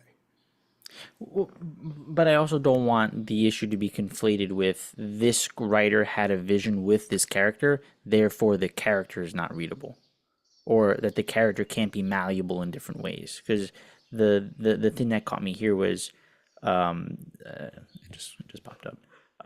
But the fact that he can't be a character for just regular people, or he can't just be like an everyman character.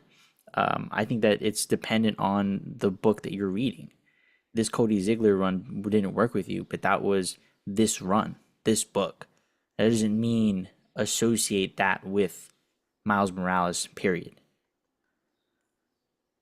Hendrik Perry says, as a minority, the sentence, quote, it feels nice to be among my fellow people, isn't all that political. It's just something that gets said because it does feel nice. And I think that is true. And it's something that you really can't understand, I guess, if you're not a minority yourself. This is something I think about a lot because there are books, even for me as a black person, a mixed race person, where I go, this is a little bit much. But at the same time, you have to consider the fact that if no one ever did anything different, we wouldn't even have Miles to begin with. So the fact that you, Brian, were interested enough to buy the Miles comic wouldn't even be possible if Brian Michael Bendis didn't decide to break the mold and try to do something different with these characters. And there has to be space for that. So I can appreciate your issue, and I can appreciate the fact that for you it doesn't work, but I would only ask you and challenge you, and I'm trying to be super respectful because you're coming from that same place and we can always have a conversation. I would ask that maybe you try to view it not only from your lens of, hey, I'm a white guy, I feel alienated by this, and maybe try to look at it as like, well, what can I learn from this about what it might be like to be a minority person in the world? And maybe there's something you can learn from Cody Ziegler's run that can enrich your life in some way. I don't think that that's invalid. And if that just proves to not be the case for you, well, you tried. And that's all you can really ask for. But I don't think it's a bad thing that the book is speaking more to the people that maybe look like Miles. I don't think that that's wrong. Mm. And especially in a medium that has been traditionally more white, throughout its history. There's been more white writers of comics than non-white writers. Like that stuff still exists, and it's still out there. And I think it's good to see more perspectives, and I think it helps you learn things too. Yeah. Duncan Holmes says, "Hey guys, don't usually get the time to watch you live, but I just wanted to pop in and say you have a great podcast. I'm a postman in the UK and I've started listening to you all on my round. Hey, thank you so much. Hey. Bro, what if this is my mailman? That would be funny. Yeah, That would be wild. That would be funny. What's the Fantastic Four's mailman? What's his name? Tried to figure this out not that long ago and we didn't. I know. Stanley. Also aggressively relaxing said the quality of the books when painting with that broad of a brush, do you have to use two hands or is it easier than it looks? Well, aggressively relaxing. I will respond once again to that aggressive comment without aggression by answering you with the fact that I was very clear about the books that I'm talking about, and I was clear about the fact that I'm not the only one who feels that way, and I don't even feel that way about Spider-Man, Amazing Spider-Man. I actually love it, but I can't ignore what the internet says and what people are saying about the book not being very good. These are facts. I do a podcast every week. I have a Discord server dedicated to talking about comics. So I think I'm probably more on the pulse than you. I know what I'm talking And I about. think Go ahead. that idea of painting with a broad brush, I think that is your perspective of it. For Cody Ziegler, he's writing what he knows. And I Yeah. think that's all you can do as a writer. You write what you know. You can write things that you don't know about and you research it and stuff like that. That still exists. But Yeah. where it comes from is you. It's your perspective. That's your POV. That is why we read things. That's why we, take in any form of art, is to feel what the creator was trying to convey. Yeah. James Jones says, as a black person, the idea that, quote, default whiteness is supposed to be considered the default universal is sad to me. I want folks to have a conversation about things, not bad to have other views. Completely. And that's why, what Brian is saying is not something that angers me. I mean, it sucks that that's the perspective, but I can't, okay, that's his perspective. It does suck, though, that default whiteness is the perception. And that every time there's a character who doesn't reflect the default, their books struggle to sell. Or it becomes difficult to connect with the perspective. Right. Storm is arguably the most popular black superhero. Like, she's in that conversation. Storm can't keep a book on the stands and never has. Black Panther is, huh? I was thinking you can get into the socioeconomics of it too, and then those minority groups maybe don't have as much spending money to spend on a hobby like this, but that's much bigger topic than a comic book show. Aggressively relaxing. What are you even talking about? He said, what people are saying Amazing Spider-Man isn't good on the internet. I guess that speaks to the quality of all the writers at Marvel. At what point was it that I said that all of the books at Marvel and all of the writers at Marvel suck? I never said that. You're having a conversation with yourself, my dude, and I'm not going to respond to you anymore if you're going to keep that up. At least speak in good faith. You're just being a jerk right now. LTRX says Peter Parker is who so many got to know is under the mask, but he's so different from who he is as Peter when he's Spider-Man. You can imagine him as anyone under the mask. It's part of the magic. That's interesting. That's the thesis of Spider-Verse. Right. And Miles has more of a placed on identity, but the same way that you can see yourself as Peter, my potential kids, young people today who look like me, they see themselves as Miles. And that's important. That is absolutely critical. Owen Harrison says, do you think this From the Ashes line will be temporary until Marvel knows how to align the X-Men with live action and animated content? No, I don't. I think this is the path. And From the Ashes is just like the first salvo of whatever their ultimate offerings are going to be for the X-Men, but it's the new status quo. Yeah. So that's it. Those are the comments that Dan had. That is the interview. Like I said earlier, I encourage you to go and read it for yourself if this kind of thing gets you hot. It's fantastic. I'm so thankful to Dan Buckley for being this open and, speaking honestly about the industry and Marvel's role in that. And thanks to ICV2 for, conducting the interview and getting the transcript done. It's really cool. We have a lot more show to do. It is far from over. Appreciate you guys hanging out with us. If you're enjoying what we're doing so far, make sure that you guys are subscribed to the channel. We are on the road to 3K subs. So help us get there by sharing the show with people that might enjoy what we do around here. But also making sure that you're subscribed. Make sure you hit the notification bell so you know when we go live. The best way to support us is through patreon.com/thecomicspals. We're always trying to give you some bang for your buck. We've got a newsletter that goes out every week. We have an exclusive show over there called Palling Around, where we talk about whatever we want to talk about unfiltered. Believe it or not, somehow this is a filtered version of us, and it's fully unfiltered over there, Patreon side of things. But also you get a nickname and a shout out on the show.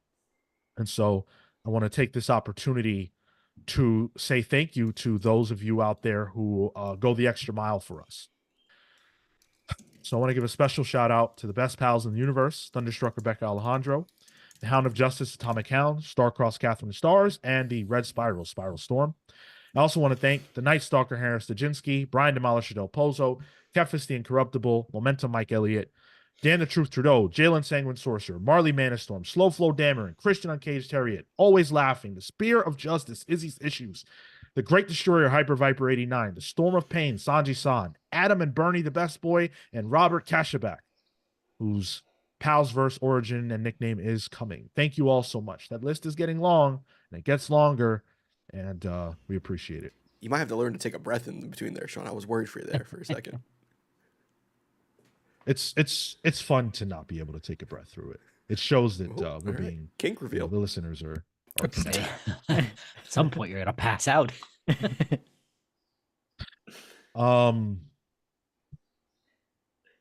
So this is episode 395, which means that 400 is right around the corner.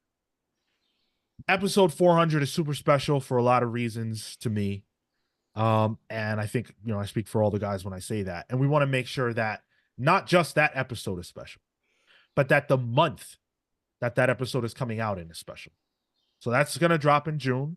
And we've got content planned and things planned for June that I think is going to be awesome. And one of the ways that we want to celebrate and commemorate our 400th is by doing a countdown of our top 5 favorite moments in Comics Pals history. And it's cool for us 4 to do that, right? But then we would just be doing autofellatio. It doesn't work as well if you guys don't join the fray. So, over the next 5 weeks, we are going to be counting down our top 5 favorite episodes, and we want you guys to partake every week, sharing with us the things that you've enjoyed most from the show, the moments, the guests, anything we've done, the interviews, whatever it is, top 5. And I want to see that from you guys. Discord, come here live with us, hang out, share it with us when we drop ours. We're going to start that next week, so that gives you a little bit of time to maybe start putting your own list together. I've got most of mine. I've been holding back on number 1 because I'm going to go over everything, but I've got most of mine. I'm still working. Yeah, I'm still cooking on mine. I have ideas for stuff, but I'm trying to find where it happened is my issue.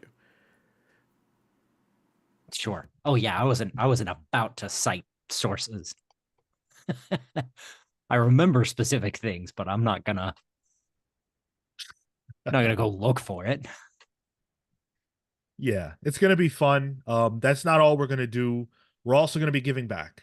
We're gonna be giving away lots of different things. We're gonna be giving away not just comics. Of course, we're gonna give away some comics. I have some things to get rid of and give away. But we're also going to be giving away Comics Pals merch. You know, we don't really promote the fact that we do have a storefront where we sell, you know, shirts and things like that, but we're going to be giving those away to you guys that come and show up and support us. You know, we want to make sure that this celebration is as much about the show as it is about the people that make the show, which is you all. There wouldn't be 400 without you guys. And especially over the last 2 years, you know, we're feeling more grateful than ever. So we want to celebrate the community of the Comics Pals, not just the 4 of us. I think you can even get a Marco sports bra out there. So yeah, we got merch. We got something for everybody. All. Speaking of, well, no, before I get into that, the book club, make sure we still need nominations. We still need nominations. We're going to close it this week. So if you haven't nominated your pick for Daredevil book club, which can be any book, any Daredevil book that you enjoy, you can nominate it. And the books that get the most nominations are going to end up in the book club poll on Patreon. At that point, the patrons will vote for what book they want us to read, and that'll be the subject of the book club for May. So make sure you guys get on that. Get those noms in. Yeah, go ahead. Curious about a Daredevil book you haven't read? Slap it in there. If it gets voted, we'll read it. That works too. We're accepting nominations on youtube.com/thecomicspals under the community tab. There's a thread for it. And also on the Patreon, you can be totally free. You can just leave a comment with your nomination, and that's all. But speaking of the listeners, we do have a listener comment that actually came 2 weeks in a row. This one came from the website, which is super cool and different. So thank you. I asked last week for more email and more write-ins, and you guys didn't disappoint. So Tyler, take it away. Oh, right. Okay. All right. So this is from Brian from LA. Because my Saturdays are filled with parental and household duties, I can never tune in live, which is a bummer. One of these Saturdays, I will join you, and we'll join the Patreon too. I listen in on my drive to work each week, and can't tell you how much you guys mean to me each morning I tune in. I love Marco's analytical perspective of Cale's contrasting and poignant views, Tyler's humor and intellectual insights blended in with Sean's classy showmanship make your podcast one I can't get enough of. I love doing dives back into the catalog on book club episodes that I've read and reread just to hear you guys hash out the details of selected title. I listened to your review of Rick Remender's Tokyo Ghost 3 times. It's a good episode. While I do not always get to read the titles you discuss on Pals Polls, I feel included in the conversation by how the 4 of you dissect the medium and make me fall in love with comic books all over again. Next year, I'm teaching at an art-based comic book class titled Creativity Through Comics at the school I teach at. It will be an 8th grade course that I have been working on the past few years and finally got approval from the school board to teach it.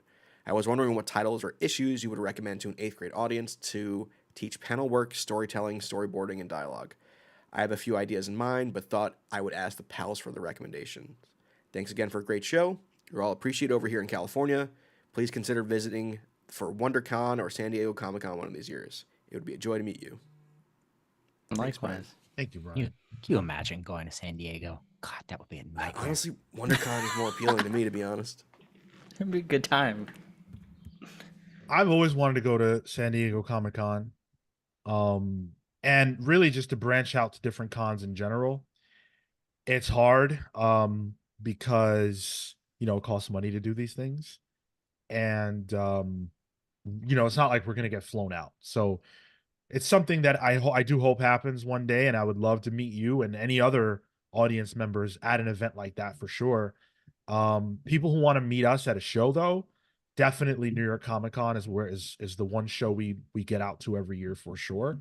Obviously you don't live in New York, but as a general statement, can we answer Brian's question though? Can we give him some recommendations for books that might work with an 8th grade audience to help teach them how to make comics? Trying to put myself back in my 8th grade perspective.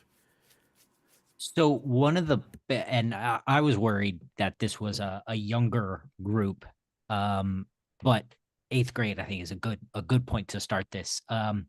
I think a tremendous place to start, especially from looking at the art side, you know, in general, and how to make comics, is always Scott McCloud's Understanding Comics. You know, it's a very easy read. It's a very, you know, there are concepts in there that illustrate how comics work. And I think even just the simple idea of describing closure and the way time moves through comics through the gutters, I think will be absolutely invaluable to helping kids understand how comics work. I would also, on the whole opposite end of the spectrum, I would throw in Gwenpool, the Guru Hero stuff. It's superhero stuff. It's fun. It's kind of manga influence, but it also plays with the medium of comic books really well. And how like you can break panels, you can tell stories within the panels if you need to. So it's kind of like the antithesis of Scott McCloud in a way, because it just breaks all of that and makes that her superpower. Yeah, go ahead, Marco. Sorry, I'd recommend, and I pulled it out. Work Squire, Sarah Alpha G, Nadia Shamas. Nadia Shamas, I think, is a really, really strong way of communicating panels. And I'm just gonna pull up a page real quick. I think it's effective. No, No, you won't, because you have that background. Yeah. I think what she's able to do with the like her panel construction, it's super clean. It's very simple. I love the way that she works with these really stretchy like Tails. the tails, dialogue boxes and stuff. So and it's a really good story, I think. When it comes to in my opinion, when it comes to communicating comics, I think being able to do so as effectively and efficiently as possible is probably priority, especially for somebody who's starting out. Someone young in 8th grade, and you're teaching these people these kids how to construct pages. Starting off with communicating clear ideas simply before getting into places where you can kind of test and push boundaries. I think exposure to that is important, so you have an understanding of how you can do something, but a strong foundation of 3-4 panels on a page is probably, at least in my mind, the priority. And it's also worth pointing out that there are actual comics that are built to teach people how to make comics. And I think that if your goal is to teach them how to do it, then that would be the best way to teach them. There's another one, building literacy connections with graphic novels, page by page, panel by panel. Another book I'd recommend. Is it a book or is it a comic book? Because I'm saying there are comic books like that. I see. No, this is like book. This is So that might be better for. Sorry, Brian. Yeah, Brian. Yeah. This is more like text. Your textbook type thing. Sure. Thank you, Brian. Go ahead. Sorry, just quickly. That said, though, the best way to teach somebody how to understand comics and how to read comics is to have them make a comic. Mm-hmm. It's not hard, That's a really good point, actually. Like, it's not like, not to say that any 8th grader's comic is going to be like a masterpiece, right? But just the function of making a comic book, like Cale says, is something that you can just do. Yep. It's art. Anybody can do art. Just because it's not, amazing doesn't mean you can't do it, and you learn as you go. Yep. I think it's a very innate way to tell stories too, in the way it flows. I think it just comes to people sometimes. People have been having this, the people have been using this medium since the dawn of time. Cave paintings, right? That's Scott McCloud's starting point. Cave comics. Yeah. Thank you so much, Brian, for the write-in. If you guys want to reach out to us, you can go to our website. We could also write to us at contact@thecomicspals.com, or just leave a comment anywhere. It's fine. Let's get into the news. We've got a little bit of news today. The Fantastic Four movie already cast at Silver Surfer. We talked about that a few weeks ago. Now they've got the other part of the duo, because Galactus has been cast. Ralph Ineson, who is famous for doing some Harry Potter work. He also was actually a background character in a Marvel movie. But he was also in the first Omen. He has been cast in the part of Galactus.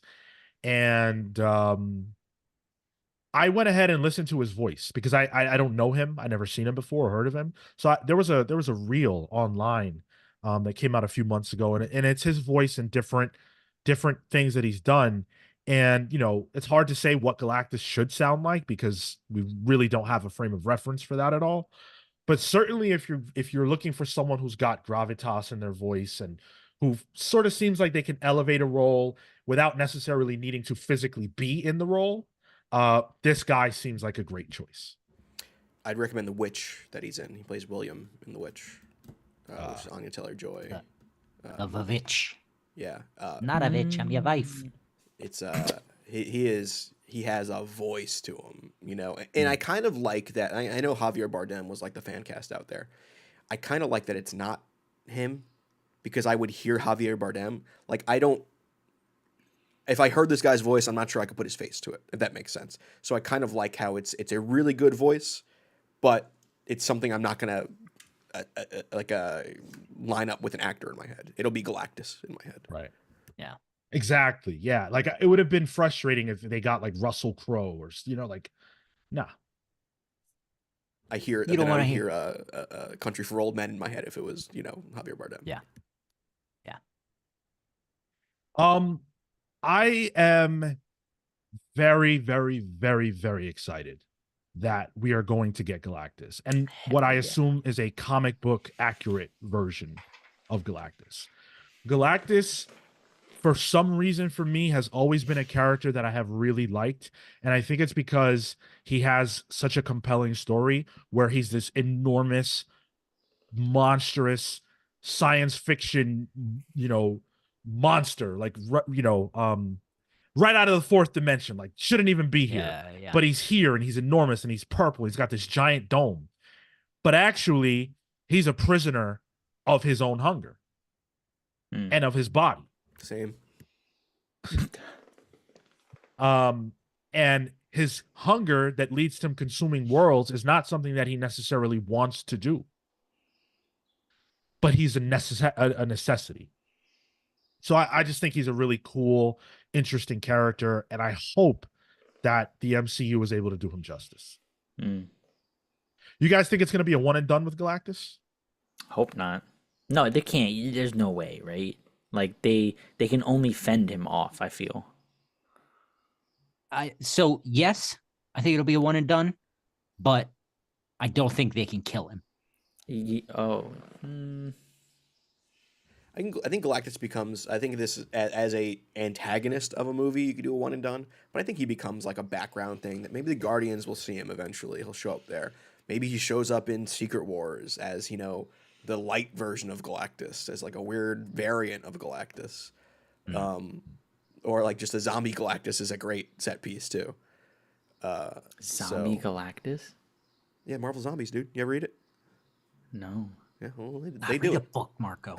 I do, dude. That's before he was born, Cale. So when we did the Silver Surfer segment, I pitched that I felt like, because we know this movie will take place in an alternate reality, that opens the space for Marvel to do something unique and have Galactus actually win in Fantastic Four. Yeah. And that they will then be plucked out of that, reality and get sucked into ours at some point, and they will warn this world, or 616 or whatever they go with, that Galactus is a thing and needs to be stopped, and Reed Richards will stop being the wonderful Pedro Pascal, smiling, dancing husband, and suddenly become a lot more like the Reed we know from the comics. That's my theory, and I'm sticking to that.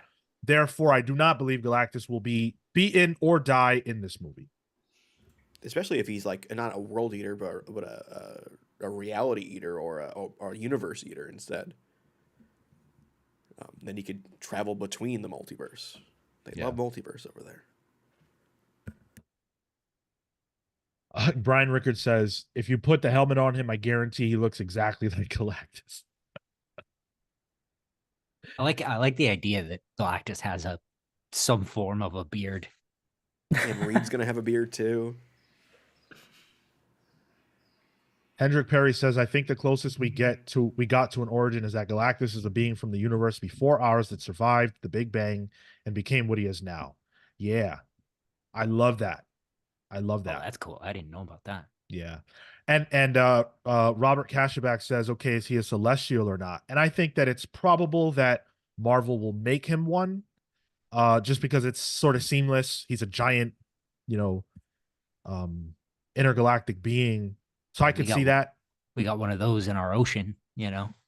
Oh yeah, that's right. Damn, that's right. I haven't gotten to see it And yet. don't forget, Yeah, That's got to be a haven't tourist visited. spot by now in the MCU, right? Like it's just Yeah, they have oh, tours there. absolutely. You know that like you go off the coast or something. Is it come get your ferry ride over to the thing? it's like using the Staten Island ferry to see Yeah, the exactly. Statue of Yeah, Liberty. yeah. that's right. He's like, who goes to the statue anymore? Let's go see the leg. Yeah, so very excited for Galactus. Looking forward to footage of that, and hopefully he's not a fart cloud like he was in Fantastic Four 2. A fart cloud. They tried Rise doing of the Silver Annihilation Surfer. Wave and made Galactus ruined instead. Garbage. So glad we didn't get a third movie. Just because I couldn't handle that. I could not handle that being Galactus. Well, thankfully you got a new reboot that was fantastic, right? Or Fanforstic. Sorry. I was forced to watch that by a former employer who you all know. Same. Yeah. Sent it to the Mojoverse. Forced. Produce content on it. Can I say, I don't know if this is a hot take. Maybe it is. I liked Jessica Alba as Sue Storm. She's fine. Oh, saying you like Jessica Alba as a hot take? Well, as Sue Storm specifically. Okay. I mean, I guess I like Jessica Alba. That's, like you said, that's not the hot take. All right, let's shift into the comics. And Marvel has a couple of announcements about the X-Men. So we already knew that there would be a Wolverine book. We already knew that there would be an X-Factor book. But now we know the who's and the how's and the when's of it all, which is all fairly exciting. So we'll kick things off with Wolverine. We got the creative team. And there are some implications here as far as our end of the year game that we like to play, where we, the predictions. So the writer is Saladin Ahmed, which should not surprise anybody. That has been the reports and the rumors, since all this started.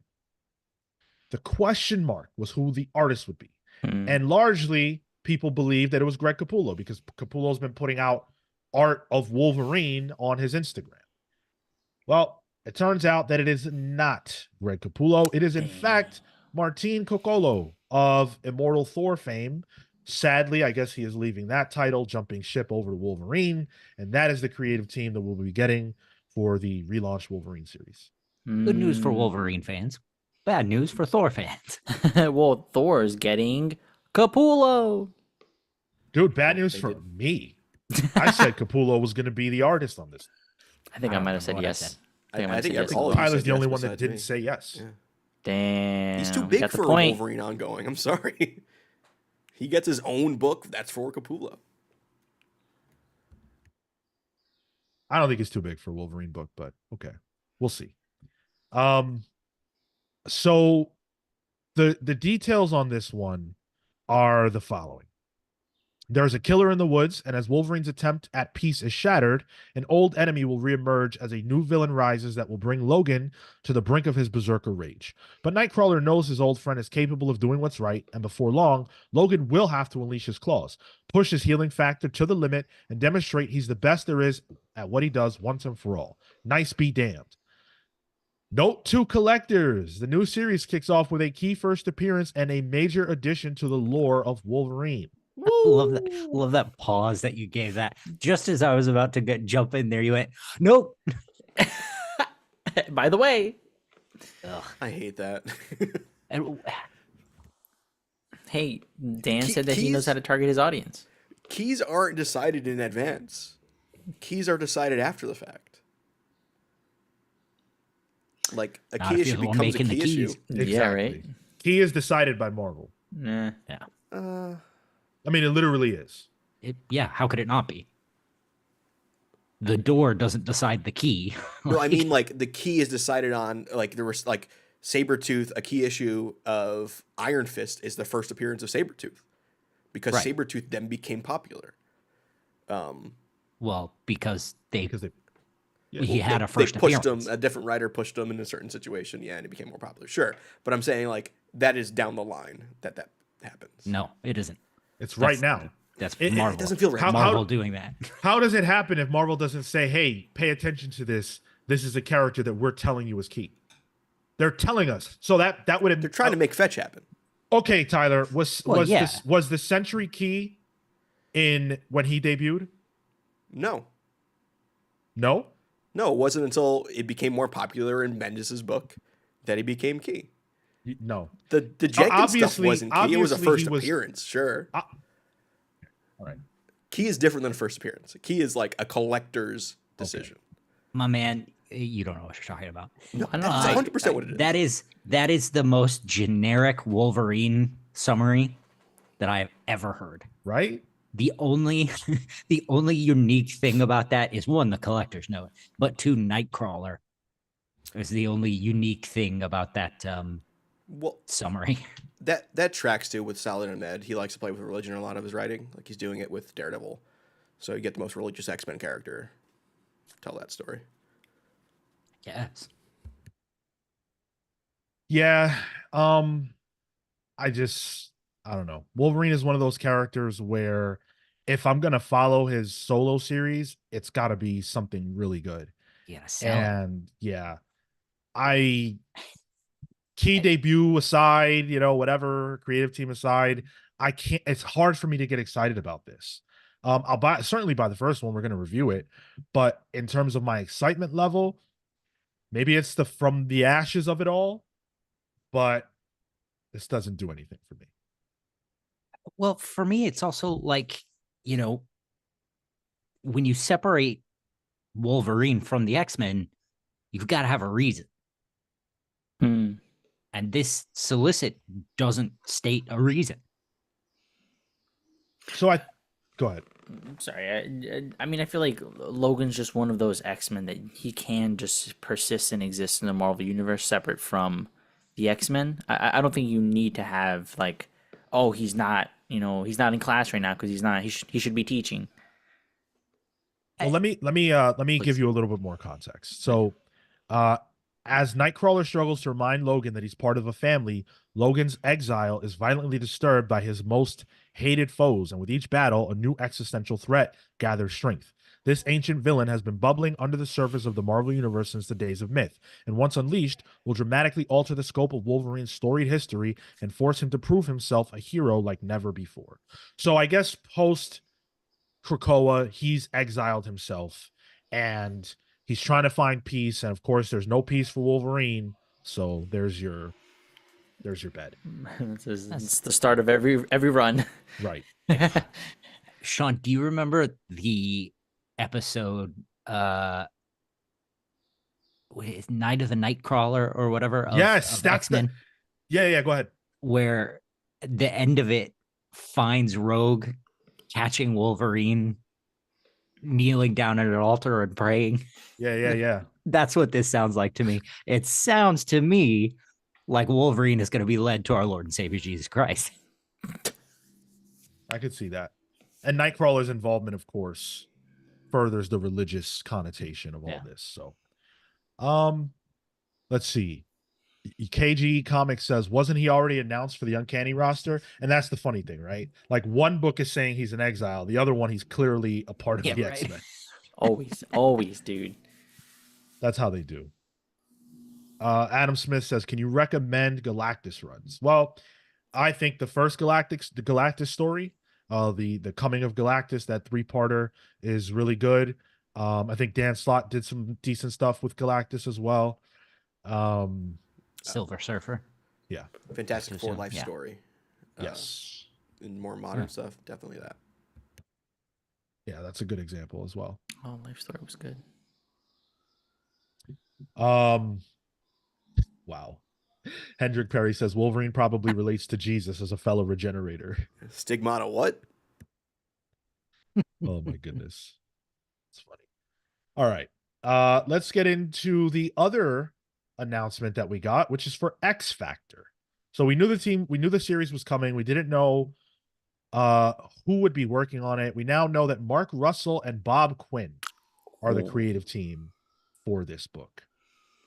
Mark Russell, of course, of Flintstone fame. Bob Quinn actually is returning to the X-Men. He worked on Knights of X with Teenie Howard. Yeah. So he's making his comeback. Mark Russell said this: the thing I've always loved about the X-Men is they are characters first, superheroes second.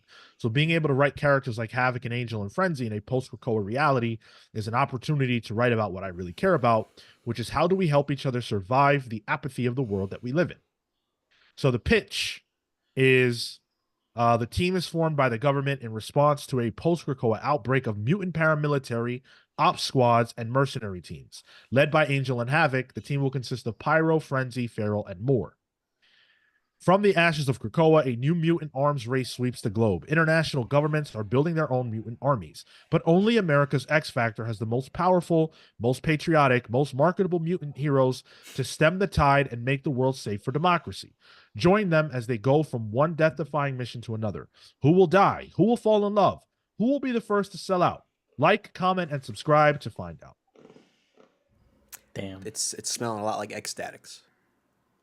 Why did the solicit for X Factor put in a plug for us? Because if you like, comment, and subscribe on this, you're gonna find out our thoughts on X Factor when it drops. August 14th, it drops. This team actually did a story in Blood Hunters last week. They did a Hawkeye story where Hawkeye has a mustache, kind of talking about how New York would handle a vampire apocalypse and how New Yorkers are a different breed. Which I actually enjoyed. I thought it was a pretty good story. Like I'm pleasantly excited for this. I think the Greg Land cover is purposeful. Yep. I think Land is in his self parody era, even so much that like Angel has 6 fingers. I don't. What? Yeah, I've seen a lot of people saying that. I don't actually think that. I think that's just the way that's just the thickness of the glove that he has on. If you look at it slightly differently, because I at first thought it was 6, but I think when you look at it slightly differently, you can see that it's not, or at least I don't think it is. I thought I was giving Greg Land maybe more credit than he's due. I thought he was doing it on purpose to be a parody of AI, but maybe he's not that self-aware. Huh. I see it now that you bring it up. Yeah. Yeah. Or maybe he's just a real big one-hand fan. I don't know. Well, we're big half glove fans here, so. What do you think of the lineup? Do you guys have any interest in this lineup? Nope. No. Don't know anything about it. Well, I like Havoc. Okay. That's about that. Great work. Angel's the most boring original X-Men by far. When he's not I'm with that. Archangel. Yeah. Yeah. Just plain old Warren Worthington III is boring in my opinion. So making him like the government plant, I think, kind of works as well. I'm always confused when they put Pharaoh in a book because I think it's Wolfsbane every time. So these characters have a history of like working with government or being involved in certain things like that. So, there was a lot of questions about why this team even makes any sense, and that's the reason. That being said, this is just weird to me. This feels like a weird book. I know that my experience with X Factor is probably not what the original pitch was, but like mine is X Factor Investigations, from the mid 2000s when they were like PIs or whatever. Multiple men. Multiple Leading man. that? Yeah. Yeah. Strong guy and stuff. Those Peter David. Yep. Yeah.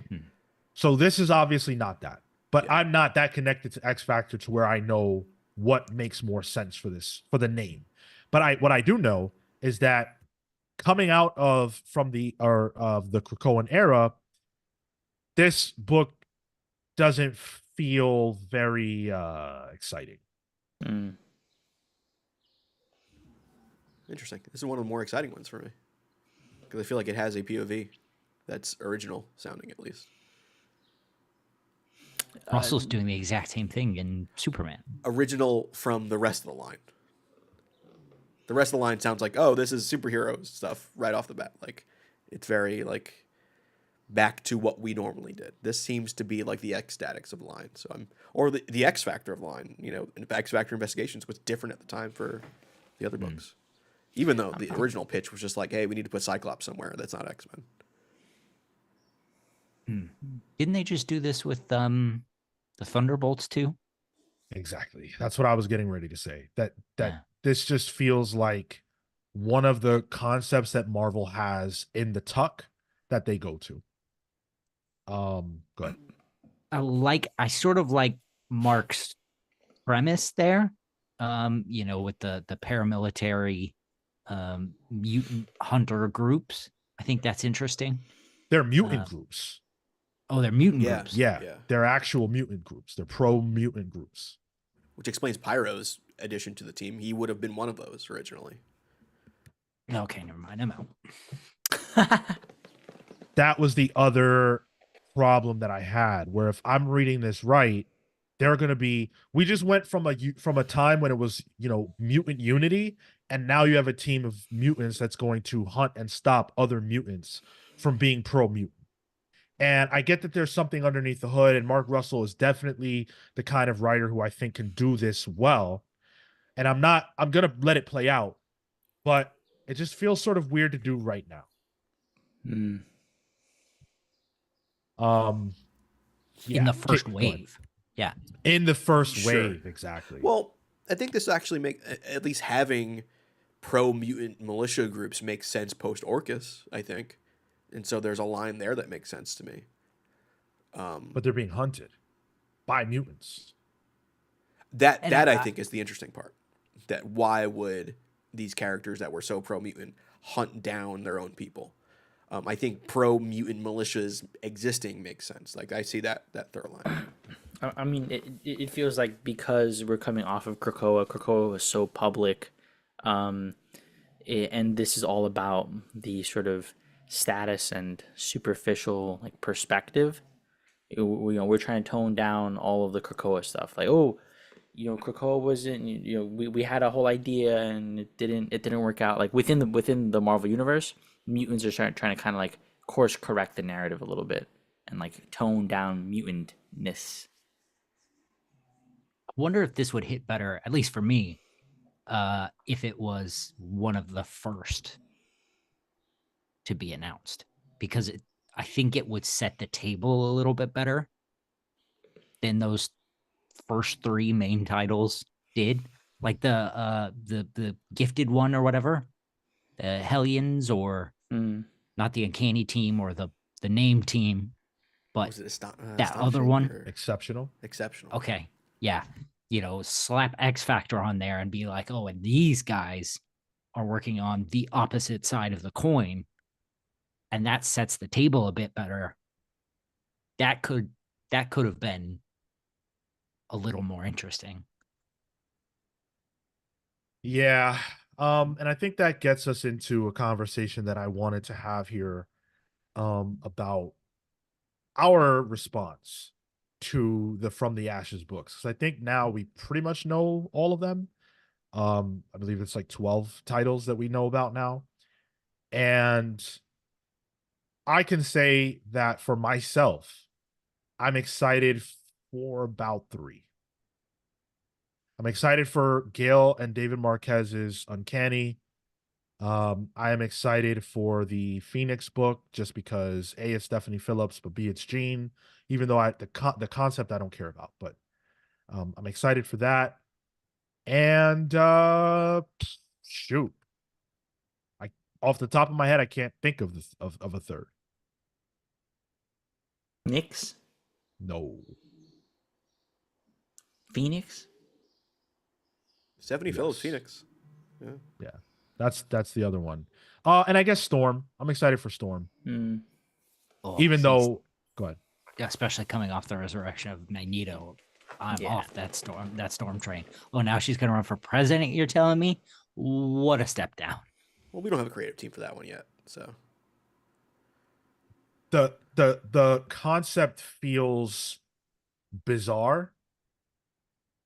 And that's just something that I think is going to be felt throughout this From the Ashes period, because we're really going from something very radical to something that by comparison feels pretty ordinary. And you're taking characters that you sold us on as having changed and being put into different positions, and now you're rubber banding them and putting them back in familiar settings or settings that just feel like a straight up downgrade. Storm was Queen Regent. Yep. She was leading Mars. of Mars. She was leading all mutants there. Yep. On Mars. On Mars. I want to really underline that point, because she's going to run for Fred Flintstone ran for president. Like, that's just, I'm sorry, that's just not interesting. It's also a strange use of the character because Storm is obviously all powerful. She's been a god. Like you could make they made like Lex Luthor president, right? They you could do certain things like that. Yeah. But Storm just strikes me weird with that role. I don't know. I think that one, it's like, all right, I need a creative team. I need to know who's on it. I think premise alone isn't selling me on it. The idea that Storm gets an ongoing book, it almost is enough to sell me on it. But I would like to know who is telling that story, because I want to know where that perspective is coming from. Even if it's somebody really good, they're going to have to work. And I think Ewan? That would be great. But I think he's done at Marvel, honestly. Damn, dude, he was crushing that stuff. That's just my opinion. Was. Yeah. I think that Marvel has an uphill battle with convincing people that this line is worth investing in. I have not seen this, to my recollection, this level of backlash before the books have even gotten going. We haven't seen hide nor hair of the new era other than what Gail Simone did in the Free Comic Book Day. And you would think that these books have already dropped and they all suck, but that's not the case. It's just the after effects of how poorly Krakoa is ending. I think that it almost feels like Marvel is desperate for us to forget that all that's happening in the first place. Yep. And I feel like if we were ending on a better note, then our excitement level for the future would be higher. Yeah, when the only book I'm excited about is the Phoenix book, we're fucking in trouble. I'm going Blood Hunt Methods for this. I'm going with no expectations. I will read the book when I read it. For the From the Ashes books. Exactly. Yeah. Like I'll probably check out all the number ones because I'm a comic book reader. They got me there, but I don't know if I'm excited for anything just yet. Purposefully so. It's just hard because it doesn't feel like we know what to be excited about. The books feel very siloed from each other, and we don't exactly know what the bet is going to be for the new status quo, other than the fact that Krakoa is over. They're telling us all these things without us knowing how we get there, so it kind of feels weird. It's marketing. They have to market, but it's a weird situation that they're in. Personally, I don't feel like they have that one big sell. They don't have that marquee creator whose name you slap on a book and go, oh, they got that person, they got her, they got him, they got them. That's crazy. Marvel didn't go and get somebody major for this. I mean, no disrespect to anybody involved, but let's like if they, for example, they would have gotten Scott Snyder. That would have been crazy.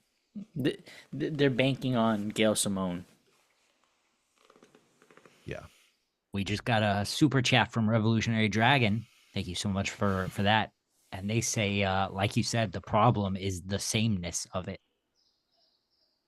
Well, don't worry. Marvel plans on putting out a new X-Men #1 every month, so maybe something will hit eventually. The Krakoa method again, just slap a new book out there. This is a different method they've talked about. This is what Krakoa wasn't like this. This is a Brevoort thing. Krakoa was like, all right, big event happens, and then we're gonna launch 5 new titles off of it. This one's like a rolling, like we're gonna keep doing it. There will be a new #1 every month. Well, what were the #1s when Krakoa like launched in earnest? X-Men, the Marauders. What was the teeny? Huh? X-Force, I believe, launched with it as well. X-Force, Wolverine, Excalibur, Yep. Wolverine. I New think. Mutants. New Mutants. I think that's it. Yeah. So based on our recollection, that's 7 titles. That's not bad. Especially in this new place where they all sort of had an avenue that made sense. This is just, it feels like throwing paint at the wall. Style So Serious says, I just don't want to read several Aftermath stories for the next 3 months. I agree with that too. But this doesn't feel like it necessarily. I think they're gonna pick it up, and I think they're gonna address it, but they're gonna want to deviate quick from it. Like, I don't know that they want that baggage. Even the term "from the ashes" though has an implication of something else happening before it that it needs to be resurrected from.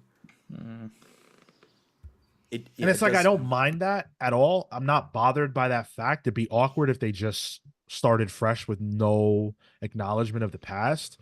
But it's hard to talk about that part without reading the books first. We don't know what the environment is going to be like in those books yet. Let's see. Aaron Ruiz says, I'm going to catch Exceptional X-Men. I missed out on early Marauders and Krakoa, so I want to see Emma and Kate again in the same team. She's actually back to Kitty. She's back to Kitty. Cool. Love that. The Kate kinda era like that, is actually. over. Frankly, good. Marauders was no fun. The original Marauders was good. I didn't like it. And From the that's where start, varying I was opinions. out. I liked it a lot. I only liked the Kate parts of it. I think her Yeah. growth was great. But Thanks, Kefis, for the super chat. Really appreciate you guys super chatting. Means a lot. Thank you. Comical Opinion says Gail Simone has written recently and nobody remembers it. That's what fair looks like. I don't know. Gosh. Gail is definitely a talent in the industry. She's definitely had success in the industry, and I think that a lot of people really like Gail. Gail's probably one of the more popular comic book writers in the industry because of what she does on social media. So if you want to get a person who has name value, Gail Simone certainly is that. Whether or not her name value is enough to prop up the X line is a different question. And they're not just banking on her. They're going with Jed. They're going with David Marquez. They're going with Stegman and all of that. There's What I will give you is that, once again, none of those names are the name that says, oh, shit. yep. It's not a blockbuster name. Yeah. Jonathan Hickman. What? Rick Remender. What? Oh my goodness! If they would, I mean, Jonathan Hickman would be, Pox all over again. But if they got Hickman, I mean, if they got Remender, my God. I mean, I think that just Big Two don't have big names like that, really. So I think it's a general issue across the board. They could have paid Scott. Somebody else is apparently for something. They could have shelled out money. Yeah, like it's literally a fact. They could have paid him. I'd argue Scott maybe not the hottest name as he used to be, but we'll see whatever his ultimate absolute thing potentially is. Do you think that Scott Snyder's name being announced for the X line is big? I think it would be, yeah, but I don't think I would be excited for it. Right, but the larger community would be. Sure, and I think that comes from like, oh, he was a DC guy going to Marvel. That's a big deal. It's just I don't think there's many of those people, especially that are like I think the closest is Al Ewing being like a Marvel guy right now. Going to DC would be big. Which apparently it's not if they're just putting him in a Pride issue first. But Yo, just get Keanu Reeves on this thing, man. Slap it on Kickstarter. Let's get famous it. comic Let's get book it done. writer Keanu Reeves, yeah. Mark Howard says Simone's popularity on social media does not equal sales on comics. Not necessarily. Not necessarily. She had a Domino book that had a good run on it, which had to have been selling for that to exist. So Yeah. I She's think historically sold. I think in wrestling terms, Gail Simone's a good hand. Very consistent, reliable. Seems to be good on deadlines and stuff. So I can see that. But yeah, I am getting a bit of, to use another wrestling term here, transitional champ for this line a bit. It's like, oh, we need to put something out. Let's do it. But it doesn't feel as huge as it should, in my opinion. Yeah, there's just something missing, it feels like. And again, we're saying these things without having read a single book. So we're totally aware of that. We're self-aware about that. But it just feels like there's an element missing that the audience as a whole, not every single person in it, but a lot of people on social seem to be feeling as well. That something is missing. But that conversation could completely change in July when these books launch. And I'm open to that. Jed McKay could be a huge writer by that point. He's doing Blood Hunt. You know, if Blood Hunt hits, he could be a more well-known name as well. It don't matter how well known he is if the book isn't good. Yeah, And that's the fair. problem. Like, I feel like for weeks you've mentioned, you know, people not being pushed, but they got to put out work people want to buy. And I don't know that Jed has done that. So in any event, I am excited for what our conversations are going to look like on Pals Pulls as we review all these books that are incoming. It's a huge wave of X line. How many books do you guys plan on buying, audience? What do you guys? Which are the X books that you are most looking forward to in the new line? What are the ones that you need to read? We have just one more thing to do.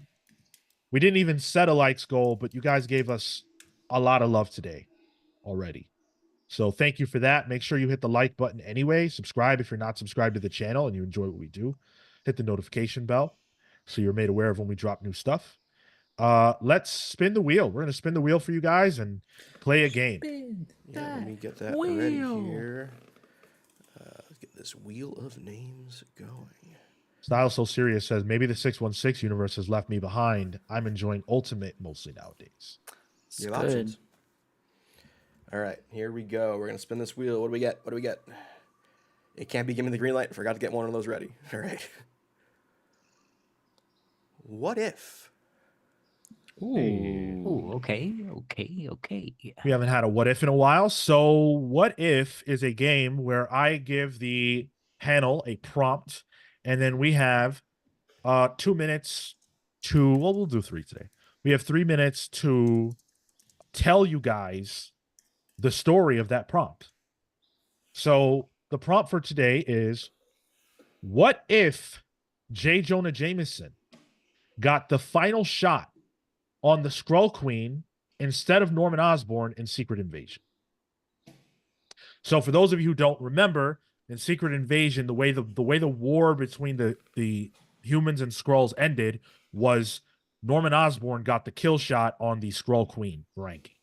And because of that, it ended up propelling him into a place where he had control over S.H.I.E.L.D., turning it to Hammer, and things went crazy. So the question is, what would have happened if J. Jonah Jameson was the one who got that shot instead? Now, I'm going to roll the dice, which we haven't done on this show in a little bit of time, to determine who is going to kick us off. So I've got my dice. They just happen to be the X-Men dice that I love so much. So I have them, and here we go. So I'm going to roll first for Tyler. That is an 11. Oh, thank God. I'm going to roll for Marco. That is also an 11. Fuck. Cale. That is also an 11. What the No hell? way, yo, Dude, hot I'm not head, kidding. dude. That's insane. That's the hot head. Do it. You do. All right, I'll do me. An 8. Bitch ass. Some Okay, autofellation so there. Sean goes Doing last. Right. So I'll roll again for Tyler. Damn, you guys can't really see where the die land, but we see you doing it. At least we see 4. that hand movement going on. I'll take that one. That was for Tyler. Damn.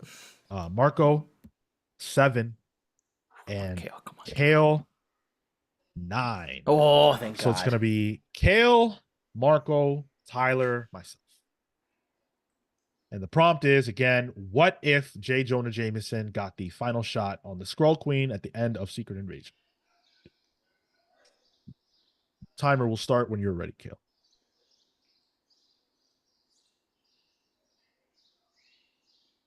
with his lack of imagination, J. Jonah Jameson does the only thing that this newfound popularity gives him the idea for. He runs for president.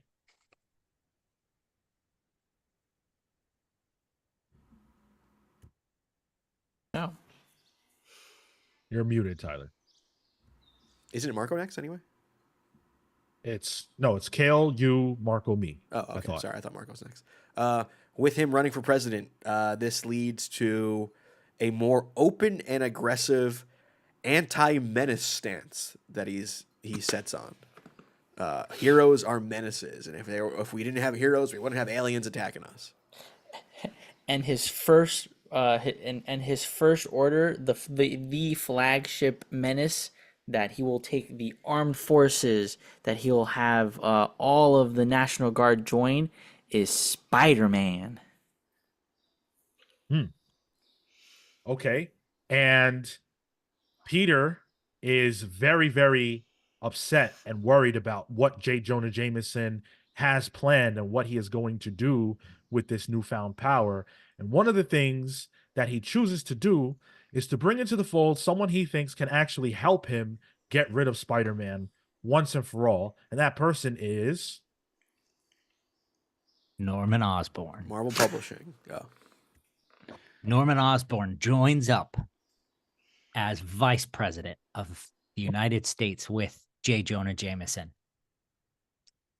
And together, they don't only rebuild the Spider Slayers, they make the U.S. Army of Spider Slayers. They're known as Super Slayers.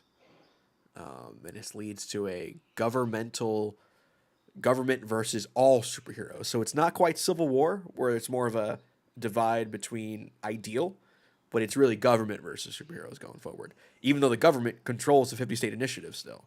So now there's some heroes that are like, all right, do I have to leave my gig? So there's a bit of a dilemma in the superhero community.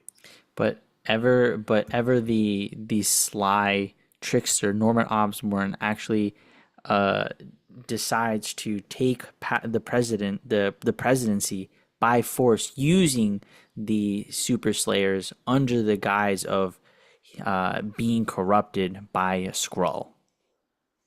But what he does not know is that J. Jonah Jameson actually has a trick up his sleeve, because due to his power as the president, he knew that he was vulnerable to not only Norman, but of course Spider-Man, who he believes is trying to assassinate him. And so he acquired something that will help him as an individual survive an encounter with anyone.